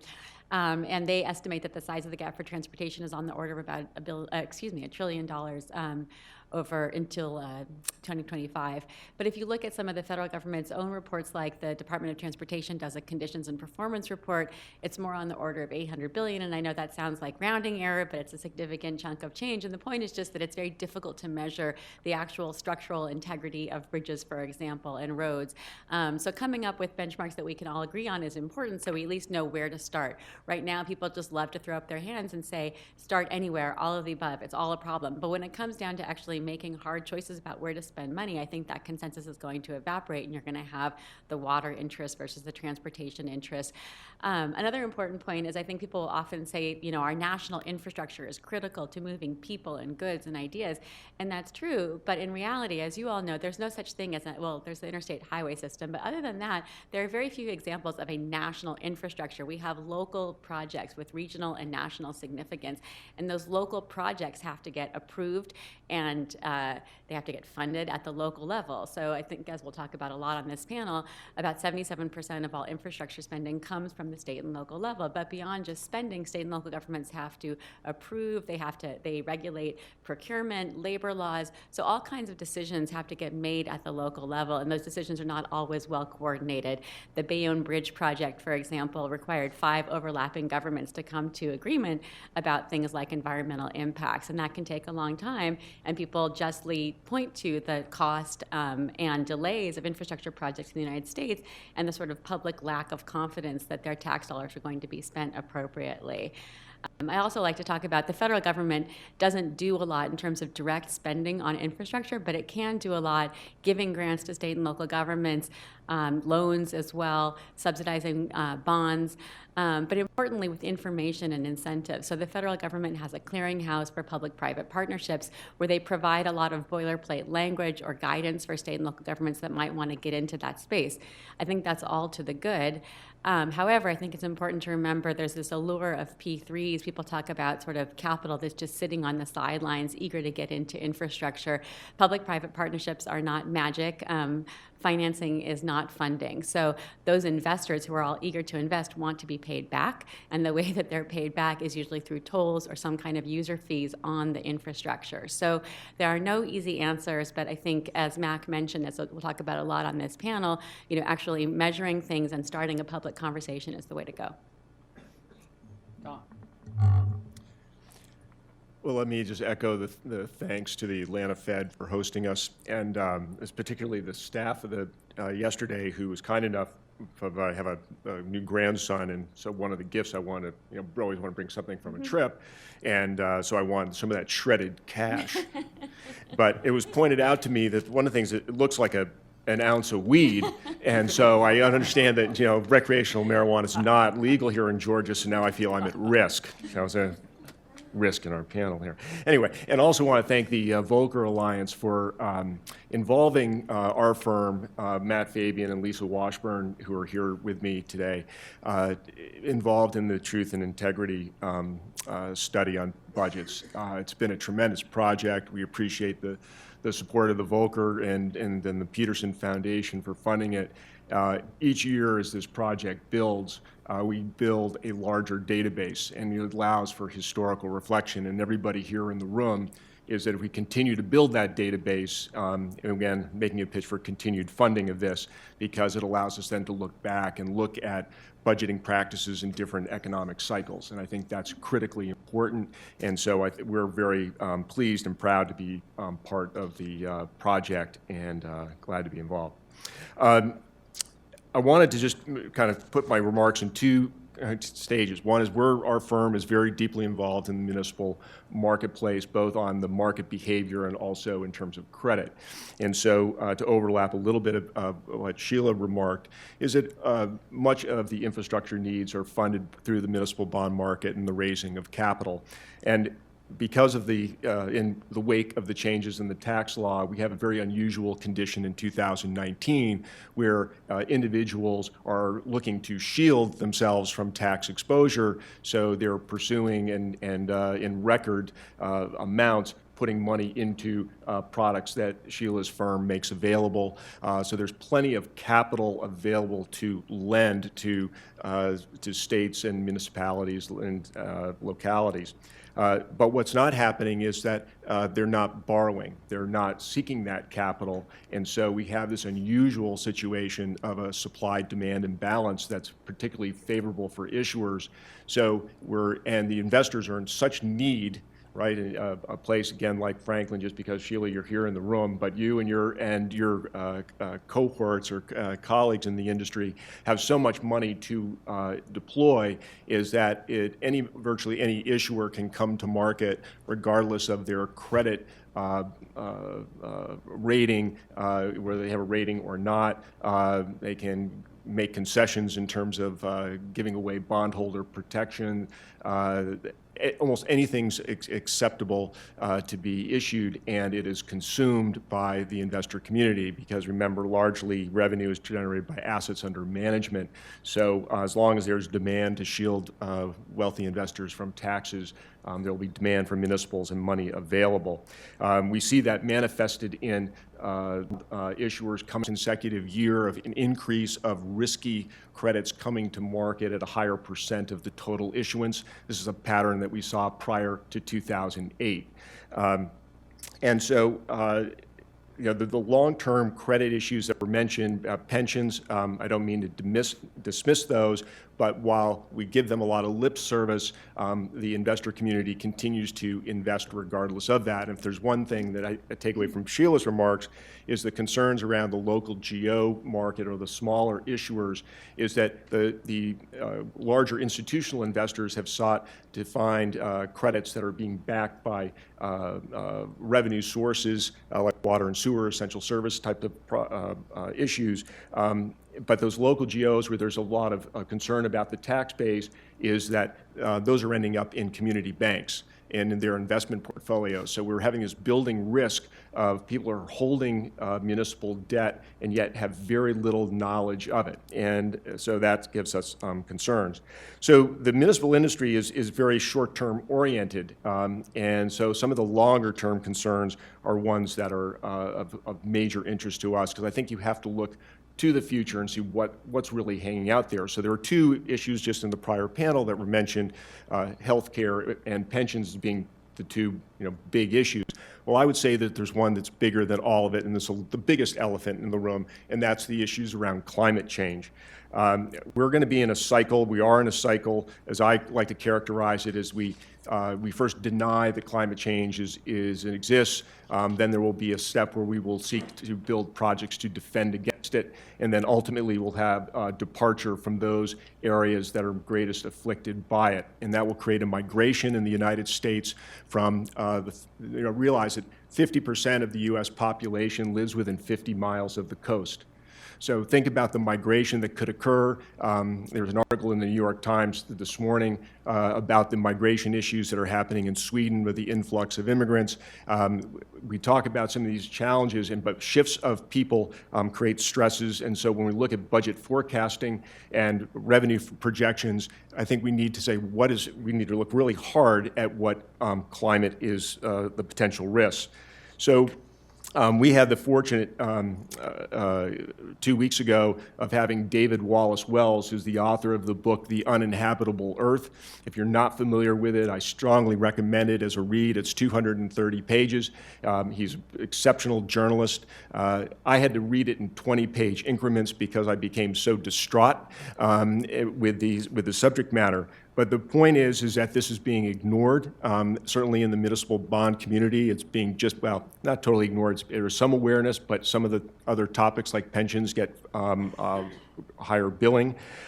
States are not really focusing on it in terms of action plans. Yes, okay, we'll put buildings, a story higher, or we'll raise highways. But many of the actions that are, or strategic plans, or adaptation plans, mitigation plans that are being put in place, no one really knows whether they'll work or not. And I would say that that's a significant risk. So, when it comes down to one of the headline of this panel is, quantifying that risk. So one of the things we're working on is with a large data institution and with another firm that's a climate and data scientist. And our project, or our goal, is to look at 4 areas of climate risk. And that involves with wildfires, with flooding, intense heat, and hurricanes. And those 4 areas is we want to look at what at the municipal level, and that's what the kind of the great gift of the municipal industry of 55,000 different issuing entities across the country that allow us to look at the micro level of where these different risks may manifest and what they may mean in terms of migration, what they may mean in economy. And to this, our subject today is what does it mean in terms of budget forecasting, revenue projections, different forms of taxation, and then ultimately what does it mean in migration. And I think over the next 30 years, which is what David Wallace Wells speaks to and others in the industry,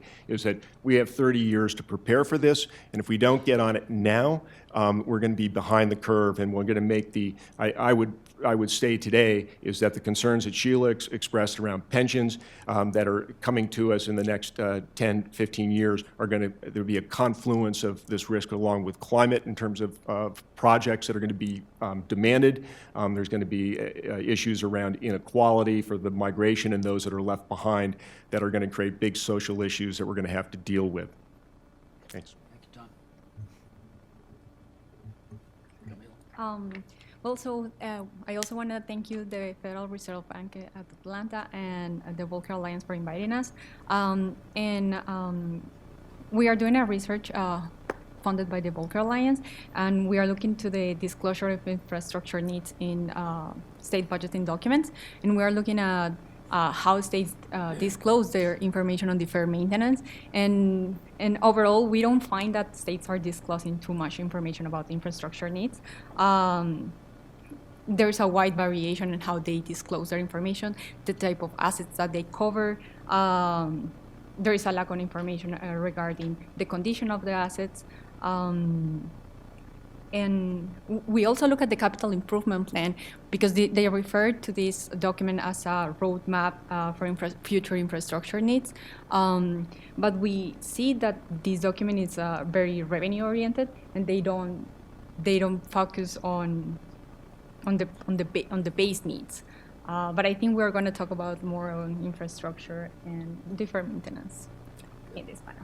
Well, thank you. I'd like to start on the subject of deferred maintenance, which was brought up. Mac actually started that conversation. The big picture, as I understand it, and the Volcker Alliance published earlier this year an excellent piece on capital budgeting. They estimated at the state level, which is the lion's share of surface transportation assets, almost $900 billion of deferred maintenance. That's almost half of the American Society of Civil Engineers' estimate of the spending gap for the next 10 years. So it's a big number, and if you add the federal assets, it's over $1 trillion. So if the action is at the state level, what are best practices in terms of definition of deferred maintenance, estimation, and disclosure? Tracy, can you get us started? Sorry. Camilla is really the expert on this, but from reading your paper, I was struck by the technical difficulty of measuring this, and as you said, the variation among the states, and I think that I was very struck with this. So I'll maybe turn it back to you with a question. It's sort of like why isn't this happening? You know, if you wanted to get states on board with doing it, sort of how would you do that? Well, so in our research, we noticed that California does a good job in reporting deferred maintenance. And other states like Hawaii and Illinois are working towards that, but they are not like perfect. And overall, we think that one of the best practices is to create an inventory. So once you know the assets that you have in the condition that they have, in the condition that in what they are, you can forecast some money to invest in them to keep maintenance on and keep these assets into a good condition. And yeah, so I think like that's one of the best practices that I would recommend. Mac? So I'll actually give a simpler answer to the why question, which is, you know, there's political risk and there's financial risk to actually disclosing the actual status of your capital stock, because number one, the political risk is admitting that you actually haven't been maintaining that stock for all this time. But there's also the risk that you're going to signal to your population that you're going to have to raise some kind of revenue somewhere to make up that balance. On the financial risk is the risk that you're going to destroy your own credit rating. And this is what we saw, and this is what we were distressed at when we had that panel at Stanford with the Volcker Alliance, that the first people out of the gate reporting on the status of their capital stock, California, was actually punished by getting a lower rating for disclosing what they had for in terms of potential unanticipated risks, right? And so I think that unless we find a way to kind of more uniformly require this kind of analysis and reporting, then what we're going to do is we're going to create kind of the wrong kind of selection bias, where people will say, well, no, I'd rather be the ostrich and hide my head in the sand than stand up and take the heat. And now we've been doing it for so long, the heat is actually quite profound. Could I just say one thing? I think that the federal government did require strategic asset management as part of the FAST Act in 2015, right? But only for the roads that are covered in the national highway system. So I think, again, there's like this federal role in terms of providing incentives. And Andy Haughwout, I forgot where he's sitting, but he has a paper that basically says that you could modify existing grant programs to encourage the use of cost-benefit analysis and a more comprehensive capital improvement plan. So in case there's a recession, there's basically a list of shovel-ready projects that are ready to go. So I've never understood why the federal government doesn't tie the distribution of funds to these improvements in the planning process, and that could be the coordination mechanism you're looking for. The states obviously have a variety of different infrastructure assets, but the dominant category is surface transportation. So let's talk a little bit about potential revenue sources that are being developed or innovation in that area. User fees, tolling, Australian-style asset recycling, and so forth. What potential do you see to alleviate some of this strain by developing new revenue sources? Tom? I think, there are several different ideas. But just talking about transportation, it's always been amazing to me that we haven't adopted a vehicle miles traveled tax, and as a way of being able to better monitor how our transportation resources, our roads, highways, bridges are utilized, and gathering data much like insurance companies will do now for if your best driver behavior, you get a discount on your premium. Well, we don't. We should be able to collect that same data at the government level, but because of the Orwellian, overhang that continues to kind of keep this inhibiting factor of allowing private information to be part of the government planning process continues to be an inhibiting process, and which is just ridiculous. I think things that innovative. We're saying, I was just at South by Southwest this past year, a lot of discussion about drones. And one of the ideas that we've talked about with state treasurers is talking about, well, get involved with the drone regulation so that you can put commercial drones over roads and highways and simply direct them to be over those roads, because you can then tax them to essentially toll the autonomous flying vehicle. And that's a way of being able to think, how do you monetize airspace? And can do that in a better way as technology continues to evolve and you're looking forward. So I think those are big things. I think Sheila touched on an important thing. This online gaming, the whole e-sport phenomena is tremendous, and one that has to be looked at as a way I think is going to change a lot of the entertainment industry and a way of being able to get different forms of taxation.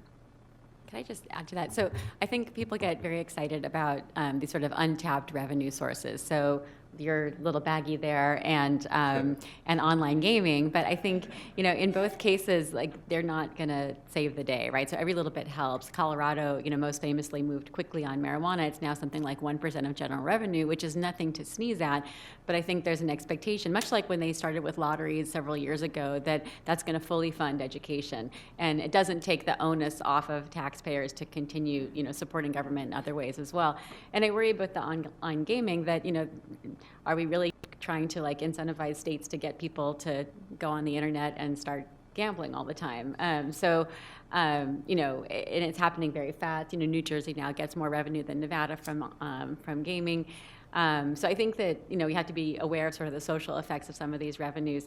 Gas taxes are not a bad idea from an economic perspective. You're basically charging a user fee for using roads, and states have been a lot more active on that front than the federal government, which, as you all know, has not raised gas taxes since 1993. Something like, I think 30 states in the last decade have raised gas taxes. The problem is that it's very politically difficult. So Don Boyd, whom some of you might know, used this great analogy about some taxes that keep growing and others where you have to run to stay in place. And a gas tax is one of those run to stay in place kind of taxes, because it's not an ad valorem tax or a tax on the value of your purchase, but a tax per unit of purchase. So if prices go up, then you're not capturing any of that in your tax revenue. You're only capturing the number of gallons that people are buying. So you have to have your legislature come back and add a new gas tax, and nobody wants to do that. So indexing the gas tax to inflation or some other measure is one way of sort of insulating that revenue source. And states are more and more doing that, but it's a political fight. Michigan has seen a political fight recently. I think Wisconsin as well. So actually finding revenue, there are no silver bullets, unfortunately. Camille, please. Well, also talking about how to collect the distance-based user fee, it's very costly for states. So, for instance, the gas tax is collected at the distributor level. So, in the states might be six distributors. While when you charge a distance-based user fee, you have to collect that for every individual. So that increases the cost of collection by, from 1% of total revenue towards 40 to 60% of the total revenue.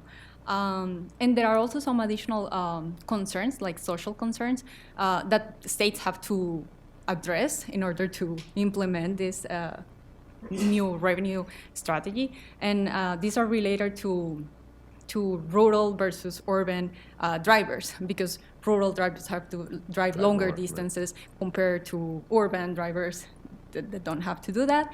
And also, like, the impact on people who own electric vehicles, because they are not paying for the use of the roads, and at the same time they are benefiting the society because they are reducing the emissions in their vehicles. So it's like a trade-off and a lot of things to address from states. So Dennis, at the Lincoln Institute, of course, we see the real potential of being able to tap the land value that's created by infrastructure investments. And one of the things that I think a lot of people don't appreciate is the extent to which infrastructure improvements are capitalized into land values, and they end up becoming windfalls for landowners, even though the landowner did nothing to generate that windfall. We've seen in other places the ability to actually use land value capture as a mechanism to fund transportation infrastructure. In Colombia, they use it all the time through a device called a betterment contribution, where they just assess special taxes to people who live and benefit from the new investments. And we had estimated in some research that we did in Peru that the incremental land value increases that are associated with most infrastructure investments usually run to a factor of 6, meaning that if you put $1 billion into the creation of some transportation infrastructure, it's likely that the land value associated with that is going to go up by $6 billion. So you only have to capture 16% of it. I was talking yesterday with folks here in Atlanta because they've been talking for about 2 decades now about building this Beltline, which is a light rail that's going to run around the outside of Atlanta, all within the boundaries of the city. And one of the things they mentioned was, even though they haven't laid a mile of track yet or put anything except for some bike trails and walking trails, the land costs along the Beltline are now prohibitive, right? Because the speculators have already kind of capitalized into those land values, the access to the Beltline, which might or might not be there in another 20 years.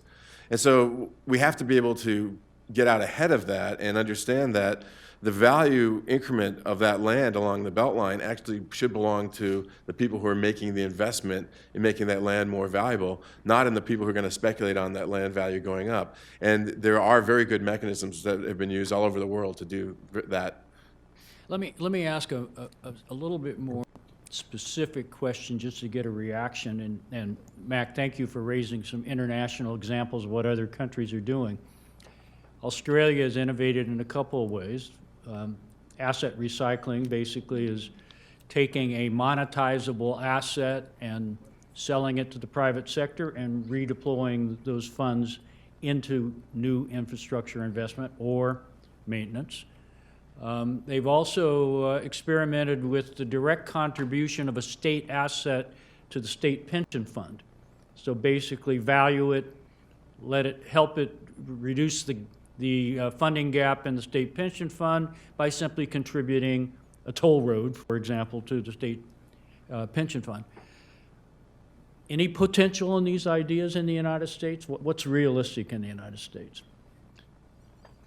All right, so I'll jump in. So we're really interested in this asset recycling as a framework more than as a direct answer. We're not purists about this.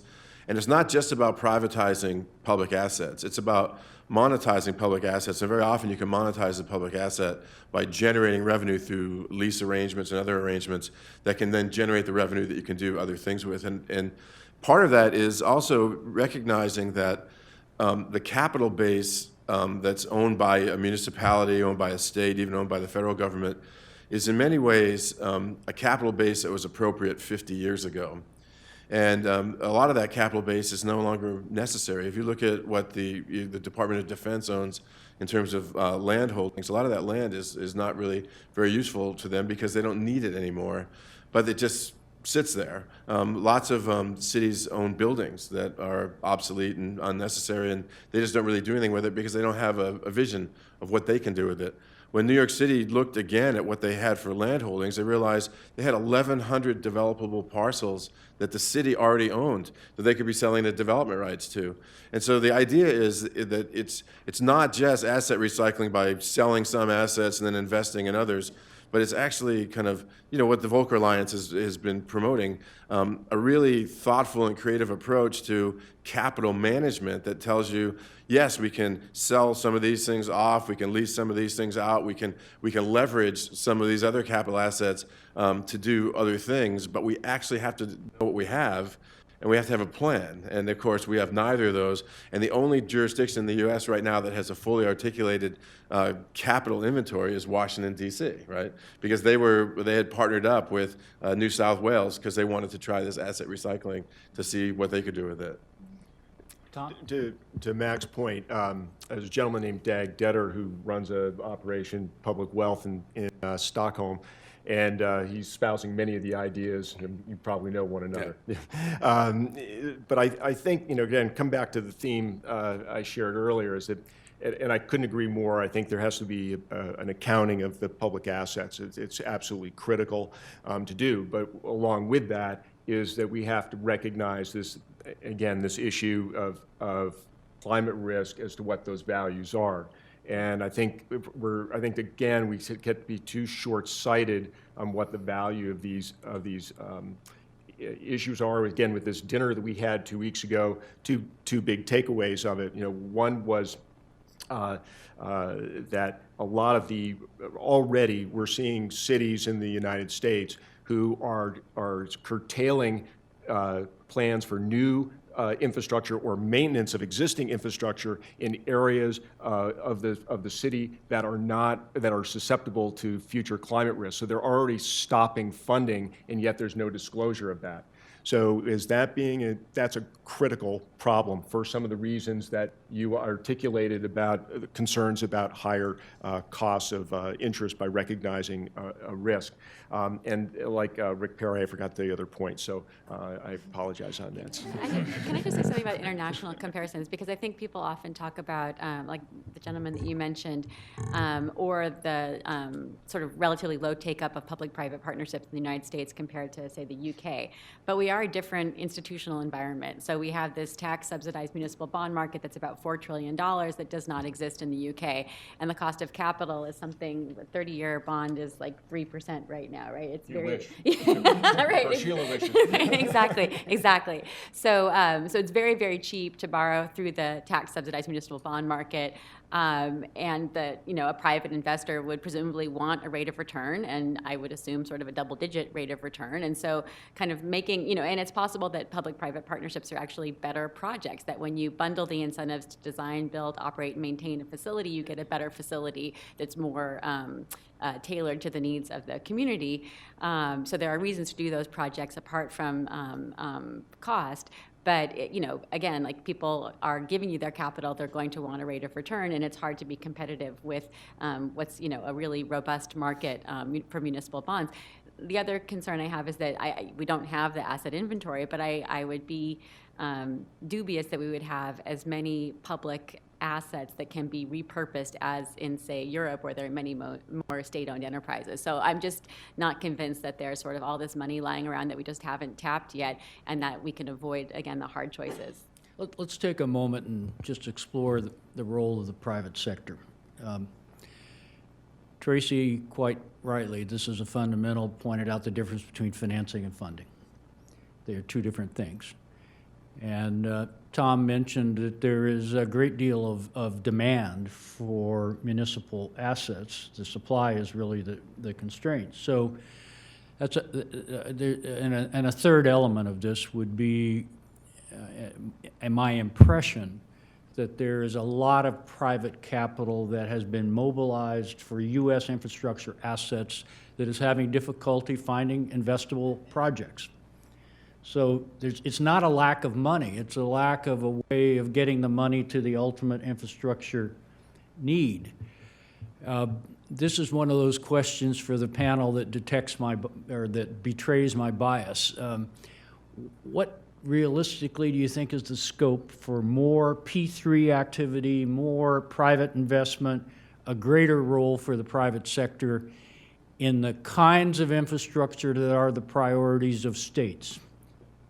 I think one of the key things to recognize, Dennis, is that one of the things that makes municipal bond market so attractive to investors, and especially individual investors, is, aside from the tax exemption, has been the long history of low defaults. And that's because the the local control over debt and the fiscal policies. And what I think is really important about this is that because it's a $4 trillion market, there are eager investors for the tax exemption. That's a key element here. So a subsidized, essentially, investment by the federal government.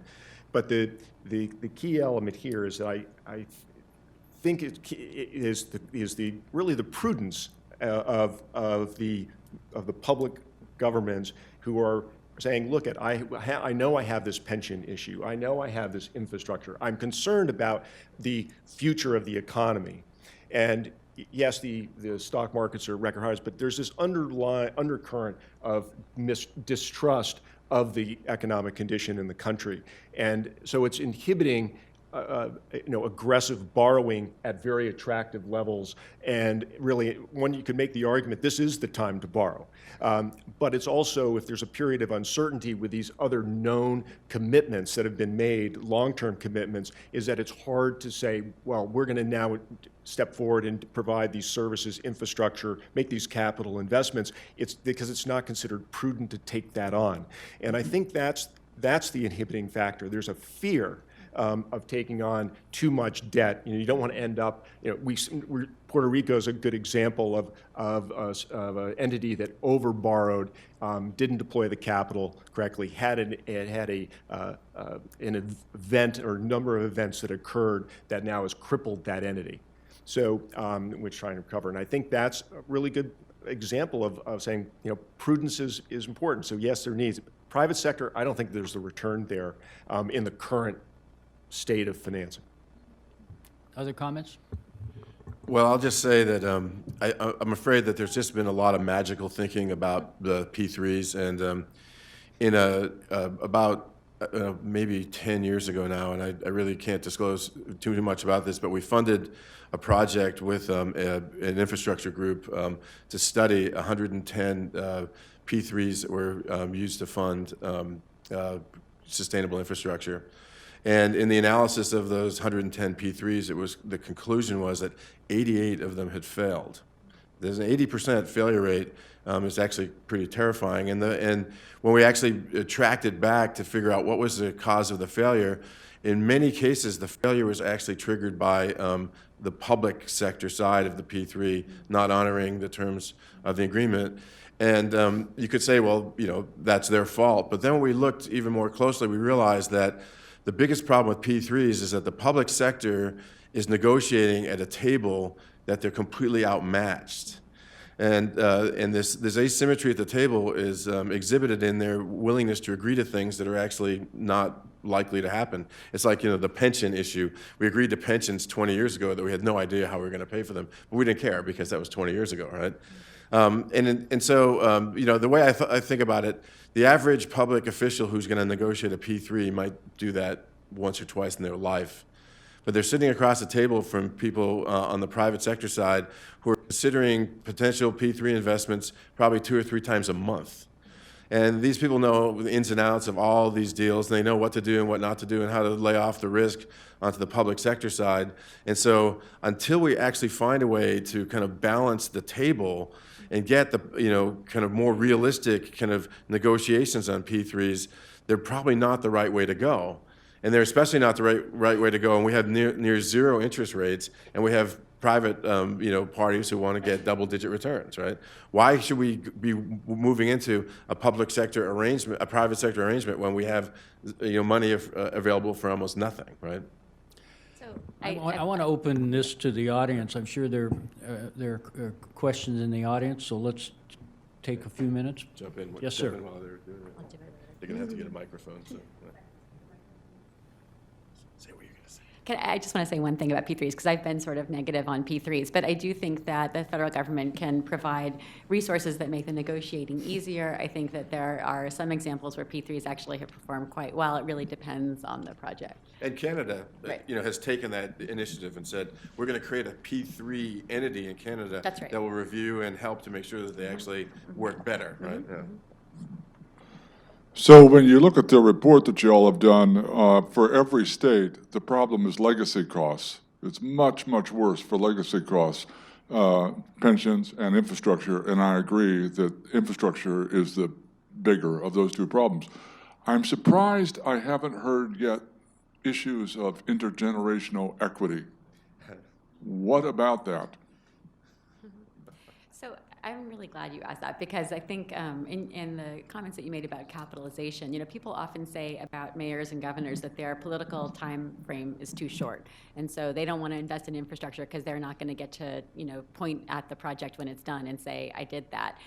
But, just breaking ground with a shovel, right, is something that would get a lot of positive attention, especially from homeowners or, people who own the land who stand to benefit from that improvement. So I do think that there's a way of framing infrastructure investments as something that are beneficial to future users, but also beneficial to people today. So there might be sort of a win-win there. Other questions for the audience? I just have just want to get some input and related to infrastructure, and we're an Atlanta-based company. We have offices up in Alpharetta and Midtown and Centennial Park. And I asked the Department of Transportation, and the north line of MARTA ends at about Dunwoody, what it would take, how long it would take to go from Dunwoody up to Alpharetta, which is about 10 miles. He said if we started tomorrow, it would take 20 years. The Caldecott Tunnel in the San Francisco area where I lived took 30 years to build, 20 years of environmental studies, and the actual construction was only 4 years. But keep in mind, the U.S. involvement in World War II, from Pearl Harbor to the final end of the war, was only 45 months. And that was without a computer, a cell phone, or Twitter. So when we start talking about these programs, the amount of time, effort, and the cost, time, value, money, exponentially grows as you delay these things. So just wanted to get some feedback related to that. To that point, and what we've seen now is technology changing the economy so rapidly, and that over a 20-year time frame, God knows what's going to be needed and what the technology is going to look like, what transportation is going to look like, what will people desire, what will, again, I come back, what will climate look like? One of the things about the private sector is how I think it could be involved, and somewhat relative to your comments, is I think back to what, Amazon sweepstakes for its second headquarters, where what was it, nearly 300 cities that were bidding for that opportunity. And so the collection of a tremendous amount of data, and here you have a prominent entity that's now has a pretty good profile of major cities across the U.S.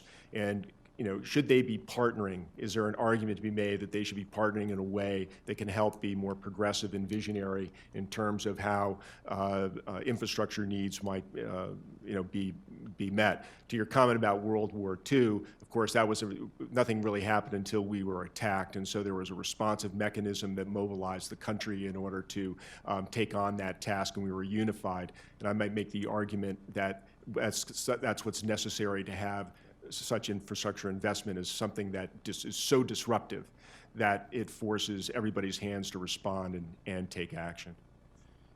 So I'll agree that we've overlayered all of our infrastructure projects with process that has made it kind of almost unbearable to get anything done. I mean, we do a lot of work in China, and I was amazed that in China they built 6,000 kilometers of high-speed rail in 6 years. And in the U.S., they're talking about improving the corridor from D.C. to Boston on Amtrak, and it's going to take us 35 to just repair, a 600-mile corridor, right? But on the other hand, there are reasons that we're actually, wanting to be better at what we do than we were, right? And we don't want to just kind of recreate the disasters of the past. And so the one thing that's kind of interesting that we've been seeing now is, with creative leadership, the ability to streamline the process of putting infrastructure in. And one example I'll give you is the Tappan Zee Bridge in New York. When they replaced that, they ran a lot of the reviews simultaneously as opposed to putting them kind of serially, and they're able to shorten the time frame for building that bridge by about 6 years, and they saved billions of dollars in the process of doing that. And I think it's just one example of, if we actually decide to be better. We can be better. We just have to get creative about doing it. So I just want to say something about that. I wrote a blog with David Schleicher at Yale Law School about the cost of rail projects in the United States compared to other countries.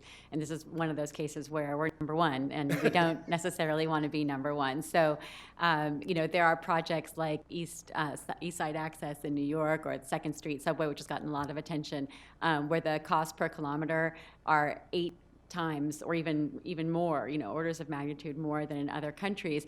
And the blog was sort of like 7 hypotheses in search of an explanation, and we didn't quite get there.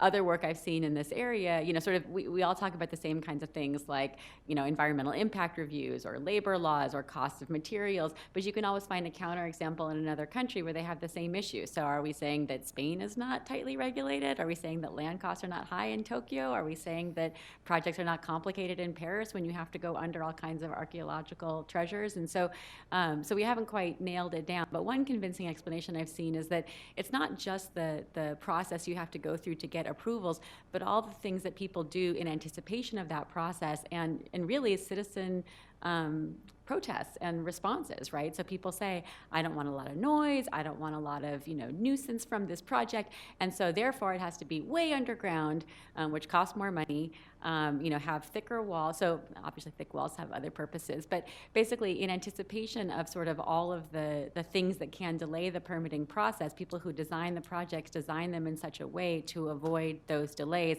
and that really adds to the cost of getting it done. You had a question? I have the mic here, so. The power of the mic. Sorry.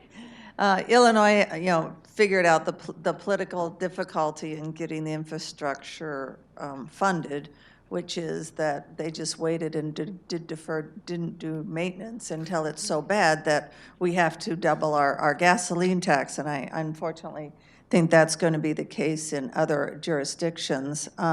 The thing that I've been I just don't understand is putting the assets into the pension plans, because the pension plans are going to have to pay benefits, and if you have a capital asset, you don't have the cash to pay those. So, are we thinking of only revenue-generating assets, or what am I? Toll roads or availability payments that come from the tax revenues, obviously, but go directly to the pension plan for the asset. So they're only revenue-generating Revenue assets. generating. Oh. But you could think about putting land in, and one of the things that insurance companies are very good at is using kind of their reserve funds to invest in all sorts of real estate development. And so if pension plans actually had developable land, or they could sell development rights, they could generate revenue in that way as well. And so conveying land into pension funds would not be the worst thing in the world if there was a plan to do something with that land. Power of the mic. So given that a lot of state legislators either have former private sector experience or are still currently employed in the private sector through their part-time legislatures, I was wondering if there's a position for state legislators at the P3 negotiation tables to make them more sustainable agreements. Your paper talks about committee structures and how that matters. Does that? Well, I mean, I think that there are weaker and more powerful legislative committees, right? And so I think it all depends on sort of like how you give those individuals a voice and make their experience sort of come to bear on these decisions. Go ahead. Let me just hop in regarding the negotiation process. Is also keep in mind in the traditional municipal bond market that's been around 100 years, is that even there, public officials are outgunned and outmanned in terms of doing bond deals. I mean, look at the derivative mess that occurred a decade ago that involved, again, community leaders that just didn't know because they didn't have the experience. So it's not just P3s. Right. It's just the state is that raising capital is not the primary function of most public officials. I'll point out that, again, a bias. I think we can learn from Canada. Canada nationally and at the province level has set up dedicated P3 entities where the staff is professionalized and trained to be able to deal with it. And so the episodic problem of negotiating against people who are doing it all the time is alleviated by professionalizing the public sector side of that. And again, I think we can learn from Canada. Are there other questions? Yes. Yeah. Oh, great. Thank you. Bo Watson from the great state of Tennessee, one of those legislators who is not at the negotiating table on P3s. Tennessee offers on surface transportation, we have no debt. We're a pay-as-you-go state, so we have no debt on that. I wanted to go back to the conversation somewhat around P3. Last week, I got a phone call from a gentleman in a neighboring state who was interested in what Tennessee's position might be on purely private investment in surface transportation. His example was, building a bridge in a major area and then tolling that bridge to get back his investment in it. And so you've talked about P3s, but and maybe you talked about it and I just didn't hear you. What about just if there's all this need out there and all this money that appears to be, over $1 trillion here, $1 trillion there for investment needs, why isn't the private sector more engaged with states at looking at ways of doing that? For example, the highlight one would be like, everybody always talks about Amtrak. Everybody always talks about public transportation and how important that is. You've talked about it, rail, but yet no one seems to invest in Amtrak. Everyone relies on the federal government to subsidize it.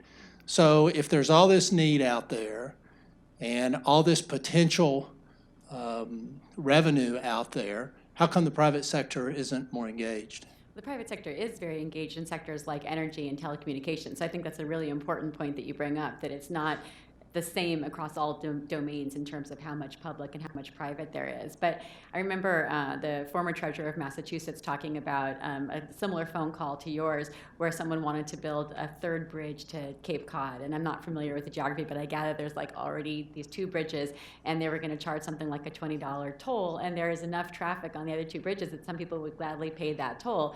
So he was kind of like, go ahead, knock yourself out, basically. But that's not the kind of project that's really going to address like the needs of most people. So I guess I think of toll or concession stands or what are they called, like rest stops, right? That's another area where a lot of private companies are very attracted to it because there's a solid revenue stream.